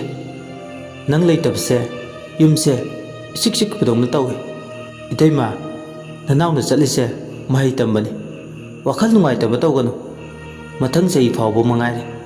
अइना मफमसिदा लेरबदा असुमना नुंगाइ नुंगाइबा वारी क्या सने लिलादी चाखुमदा चाक थोंगले फोन लाकपदो मादा ngai पाइद्रिबा लिला पाइलो हाइबदी हाइनिंगबनी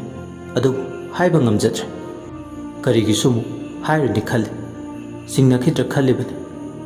मतै ममदी मयामगी मफमदा माना लिलागिदमा खलेबा वखलसे पागे खंगनिंगदे मुक्सु अदुगिनी यामनदी वारी सानजनिंगबनी ꯑꯗꯨꯕꯨ ꯁꯥꯟꯅꯖꯕꯗꯤ ꯉꯝꯖꯗ꯭ꯔꯦ꯫ ꯉꯥꯏꯍꯥꯛ ꯐꯣꯟꯗꯣ ꯋꯥꯔꯤ ꯁꯥꯟꯅꯔꯝꯂꯒ ꯍꯣꯁꯇꯦꯜꯒꯤ ꯃꯦꯁ ꯂꯩꯕꯗꯣꯝꯗ ꯆꯥꯛ ꯆꯥꯕ ꯆꯪꯈ꯭ꯔꯦ꯫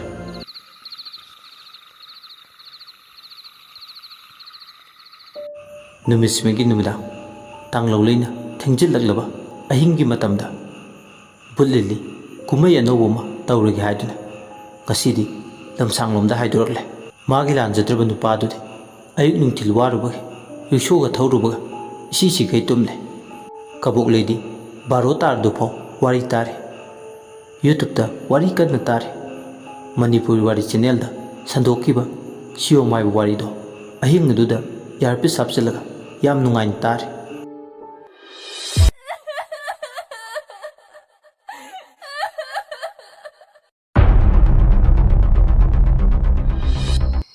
ꯅꯨꯃꯤꯗꯥꯡ ꯋꯥꯏꯔꯝ ꯍꯦꯛ ꯌꯧꯕꯒ ꯈꯨꯜ ꯂꯩꯀꯥꯏꯗꯨ ꯄꯨꯝꯆꯤꯛ ꯆꯤꯛꯈ꯭ꯔꯦ꯫ ꯀꯅꯥꯁꯨ ꯃꯄꯥꯜ ꯊꯣꯛꯅꯔꯛꯇꯦ꯫ ꯅꯨꯃꯤꯠ ꯍꯦꯛ ꯇꯥꯕꯒ ꯃꯌꯨꯝ ꯃꯌꯨꯝꯗ ꯉꯟꯇꯥꯅ ꯍꯟꯖꯤꯟꯅꯩ꯫ ꯀꯩꯊꯦꯜ ꯃꯆꯥꯗ ꯄꯣꯠꯐꯝ ꯐꯝꯕꯤꯁꯤꯡꯗꯣ ꯃꯝꯒ ꯃꯝꯁꯤꯜꯂꯛꯄꯒ ꯏꯔꯥꯡ ꯂꯥꯡꯏ꯫ ꯃꯍꯩ ꯄꯣꯠ ꯆꯩꯁꯤꯡꯗꯣ ꯃꯐꯝ ꯆꯥꯅ ꯂꯣꯏꯁꯤꯜꯂꯦ꯫ ꯄꯤꯁꯛ ꯅꯥꯏꯔꯤ, ꯖꯥꯃꯤꯅꯤ, ꯏꯕꯦꯝꯃ ꯀꯣꯊꯔꯅꯨ, ꯅꯪꯒꯤ ꯍꯧꯅꯕꯤ ꯂꯣꯏꯗ꯭ꯔꯤꯕ ꯍꯥꯏꯕ ꯅꯪꯕꯣ? ꯂꯣꯏꯔꯦ ꯏꯆꯦ꯫ ꯊꯥꯖ, ꯅꯪꯗꯤ? ꯂꯣꯏꯔꯦ ꯏꯆꯦ꯫ ꯄꯤꯁꯛꯅ ꯈ꯭ꯋꯥꯏꯗꯒꯤ ꯂꯨꯆꯤꯡꯕꯤꯅꯤ꯫ ꯌꯦꯟꯁꯥꯡ ꯌꯣꯟꯕꯤ ꯂꯩꯀꯥꯏ ꯑꯃꯠꯇꯗꯒꯤ ꯄꯨꯟꯅ ꯂꯥꯛꯃꯤꯟꯅꯕꯅꯤ꯫ ꯀꯩꯊꯦꯜ ꯃꯆꯥꯗ ꯐꯝꯂꯤꯕꯤ ꯊꯪꯅꯕ ꯈꯨꯜ ꯂꯩꯀꯥꯏꯒꯤ ꯄꯣꯠ ꯌꯣꯟꯕꯤꯁꯤꯡꯗꯤ ꯑꯗꯨꯃꯛ ꯃꯆꯤ ꯂꯦꯡꯗꯅ ꯐꯝꯃꯤ꯫ ꯑꯗꯨꯕꯨ ꯃꯈꯣꯏ ꯍꯨꯝꯇꯅꯤ ꯇꯍꯥ ꯄꯣꯠ ꯂꯣꯏꯁꯤꯜꯂꯒ ꯊꯣꯛꯂꯛꯏꯕ꯫ ꯃꯌꯥꯏ ꯏꯝꯐꯥꯜ ꯖꯧꯅꯤ ꯌꯧꯒꯗꯕꯅꯤ꯫ ꯃꯈꯣꯏꯅ ꯆꯠꯀꯗꯣꯏꯗꯣ ꯇꯨꯔꯦꯜ ꯃꯄꯥ ꯂꯥꯜꯂꯒ꯫ ꯖꯥꯃꯤꯅꯤ, ꯄꯤꯁꯛ, ꯊꯥꯖ ꯍꯥꯏꯅ ꯈꯥꯎ ꯃꯌꯨꯝ ꯑꯃꯃꯝ ꯄꯥꯏꯔꯒ ꯃꯌꯥꯏ ꯏꯝꯐꯥꯜ ꯀꯩꯊꯦꯜ ꯃꯆꯥꯗꯨꯗꯒꯤ ꯊꯣꯛꯂꯛꯂꯦ꯫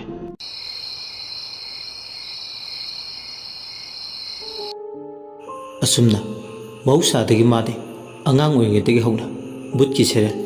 ꯕꯨꯠꯀꯤ ꯋꯥꯔꯤ ꯇꯥꯕ ꯌꯥꯝꯅ ꯄꯥꯝꯃꯦ꯫ ꯕꯨꯠꯅꯤ ꯍꯥꯏꯔꯕꯗꯤ ꯑꯃꯨꯛꯇꯣꯏꯕ ꯃꯁꯥꯁꯦ ꯃꯊꯨꯝ ꯃꯔꯥꯡ ꯍꯧꯏ꯫ ꯕꯨꯠꯀꯤ ꯁꯦꯔꯦꯜ ꯑꯃꯗꯤ ꯋꯥꯔꯤ ꯑꯦꯗꯤꯛ ꯑꯣꯏꯕꯅ ꯁꯤꯌꯣꯝ ꯍꯥꯏꯕ ꯋꯥꯔꯤꯁꯤꯒꯤ ꯅꯥꯁꯤꯛ ꯃꯈꯣꯡꯗ ꯇꯝꯅꯕꯗꯣ ꯑꯍꯤꯡ ꯑꯗꯨꯗ ꯌꯥꯝ ꯊꯋꯥꯏ ꯇꯥꯅ, ꯃꯤꯍꯨꯜꯗꯣ ꯗꯪ ꯆꯣꯡꯈꯩ ꯇꯥꯏ, ꯌꯥꯝ ꯊꯋꯥꯏ ꯇꯥꯅ꯫ ꯑꯃꯔꯣꯝꯗ ꯕꯨꯠ ꯂꯤꯂꯤꯒꯤ ꯊꯋꯥꯏꯅ ꯌꯨꯝꯗꯨꯒꯤ ꯑꯀꯣꯏꯕꯗꯨꯗ ꯀꯣꯏꯄꯥꯏ ꯄꯥꯏ, ꯎꯔꯨ ꯎꯡꯉꯤ꯫ ꯅꯨꯃꯤꯗꯥꯡꯗꯨꯗ ꯕꯨꯠꯀꯤ ꯋꯥꯔꯤ ꯊꯋꯥꯏ ꯇꯥꯅ ꯇꯥꯕꯗꯣ ꯃꯃꯤꯠꯃꯛꯅ ꯎꯔꯦ꯫ ꯕꯨꯠ ꯂꯤꯂꯤꯅ, ꯂꯤꯛꯂꯥꯒꯤ ꯃꯅꯤꯗꯤ ꯑꯩꯒꯤꯁꯨ ꯏꯅꯦ ꯇꯥꯔꯦ꯫ ꯕꯨꯠꯇ ꯌꯥꯝ ꯏꯟꯇꯔꯦꯁ ꯂꯩ꯫ ꯉꯁꯤꯗꯤ ꯅꯪꯒꯤ ꯅꯨꯃꯤꯠ ꯁꯨꯔꯦ꯫ ꯅꯪꯅ ꯅꯍꯥꯟꯒꯤ ꯁꯨꯕꯤꯇꯥ ꯃꯃꯥ ꯃꯆꯥꯒꯤ ꯃꯤꯆꯪ ꯆꯪꯈꯤꯕ, ꯃꯈꯣꯏꯒꯤꯗꯃꯛ ꯂꯦꯞꯈꯤꯕꯗꯨꯒꯤ ꯐꯜ ꯐꯪꯕ ꯇꯥꯔꯦ꯫ ꯅꯠꯇ꯭ꯔ ꯍꯧꯖꯤꯛꯇꯤ ꯅꯨꯡꯉꯥꯏꯅꯤ ꯉꯁꯤꯒꯤ ꯑꯍꯤꯡ꯫ ꯑꯁꯤ ꯍꯥꯏꯔꯒ ꯕꯨꯠ ꯂꯤꯂꯤ ꯀꯕꯣꯛꯂꯩꯅ ꯂꯩꯔꯤꯕ ꯀꯥꯗꯨꯗ ꯆꯪꯂꯛꯑꯦ꯫ ꯀꯕꯣꯛꯂꯩꯗꯤ ꯁꯤꯌꯣꯝ ꯍꯥꯏꯕ ꯕꯨꯠꯀꯤ ꯋꯥꯔꯤꯗꯨꯗ ꯂꯨꯞꯇꯨꯅ ꯇꯥꯔꯤ꯫ ꯇꯟꯖꯥꯁꯤꯗ ꯃꯥ ꯋꯥꯔꯤꯗꯨ ꯇꯥꯅ ꯃꯥꯒꯤ ꯅꯥꯀꯣꯡ ꯑꯅꯤꯗꯣ ꯄꯨꯡꯄꯪ ꯄꯪꯁꯤꯟꯈꯤꯕꯗꯧꯅ ꯇꯧꯏ꯫ ꯇꯥꯔꯝꯕ ꯁꯤꯌꯣꯝ ꯍꯥꯏꯕ ꯋꯥꯔꯤꯗꯣ ꯇꯥꯈꯤꯗ꯭ꯔꯦ꯫ ꯃꯗꯨꯒꯤ ꯃꯍꯨꯠ ꯁꯥꯐꯨ ꯀꯜꯂꯕ ꯇꯨꯔꯦꯜꯒꯤ ꯏꯆꯦꯜ ꯑꯣꯏꯅ ꯇꯥꯔꯛꯏ꯫ ꯃꯃꯤꯠꯇ ꯇꯨꯔꯦꯜ ꯃꯄꯥꯜ ꯑꯣꯏꯅ ꯎꯔꯛꯏ꯫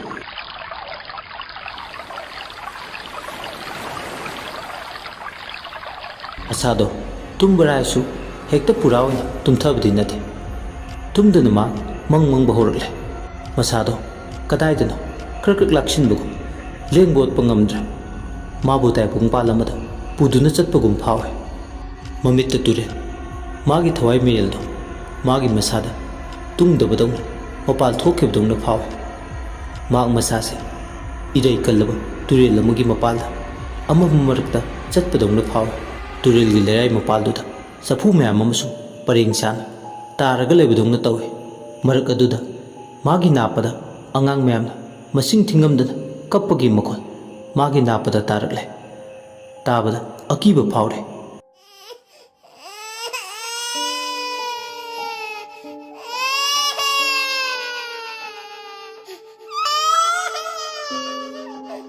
ꯀꯕꯣꯛꯂꯩꯅ, ꯀꯗꯥꯏꯗꯅꯣ ꯑꯩꯅ ꯆꯠꯂꯤꯕ? ꯀꯅꯥꯒꯤ ꯃꯆꯥ ꯃꯁꯨꯁꯤꯡꯅ ꯀꯞꯄꯒꯤ ꯇꯦꯡꯊꯥ ꯅꯥꯑꯣꯏꯕꯒꯤ ꯃꯈꯣꯜꯂꯣ ꯑꯩꯅ ꯇꯥꯔꯤꯁꯤꯅ? ꯀꯔꯤꯅꯣ ꯇꯥꯍꯩꯕ ꯉꯝꯗ꯭ꯔꯦ, ꯇꯥꯅꯤꯡꯕꯁꯨ ꯐꯥꯎꯗ꯭ꯔꯦ ꯑꯩꯅ ꯇꯧꯔꯤꯁꯦ꯫ ꯑꯁꯤ ꯍꯥꯏꯔꯒ ꯃꯊꯟꯇ ꯃꯨꯔꯨꯝ ꯁꯣꯜꯂꯦ꯫ ꯁꯣꯟꯅ ꯇꯨꯔꯦꯜ ꯂꯩꯔꯥꯏ ꯃꯄꯥꯜꯗꯨꯗ ꯑꯗꯨꯃꯛ ꯆꯠꯂꯦ꯫ ꯃꯈꯣꯡꯗꯨꯅ ꯑꯃꯝꯕ ꯃꯔꯛꯇ ꯊꯥꯡꯂꯒ ꯑꯣꯏꯅ ꯆꯠꯄꯗꯧꯅ ꯇꯧꯏ꯫ ꯃꯈꯣꯡꯗꯨꯅ ꯏꯈꯪ ꯈꯪꯍꯧꯗꯅ ꯂꯩꯔꯥꯏ ꯃꯄꯥꯟꯗ ꯇꯥꯗꯨꯅ ꯂꯩꯕ ꯆꯐꯨ ꯑꯃꯗ ꯊꯣꯛ ꯂꯥꯎꯅ ꯀꯥꯎꯔꯨꯔꯦ꯫ ꯍꯧꯖꯤꯛ ꯃꯌꯥꯝꯗ ꯈꯨꯗꯣꯜ ꯇꯝꯖꯈ꯭ꯔꯦ꯫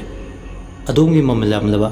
ꯂꯥꯏꯛ ꯑꯃꯗꯤ ꯆꯦꯅꯦꯜ ꯑꯁꯤꯕꯨ ꯁꯄꯣꯔꯠ ꯇꯧꯕꯤꯕ ꯑꯣꯏꯅ ꯁꯕꯁꯀ꯭ꯔꯥꯏꯕ ꯇꯧꯕ ꯀꯥꯎꯕꯤꯒꯅꯨ꯫ ꯂꯣꯏꯁꯤꯜꯂꯛꯄꯗ ꯃꯌꯥꯝꯕꯨ ꯏꯀꯣꯛꯅꯣꯗ ꯑꯃꯨꯛ ꯍꯟꯅ ꯈꯨꯔꯨꯝꯖꯔꯤ꯫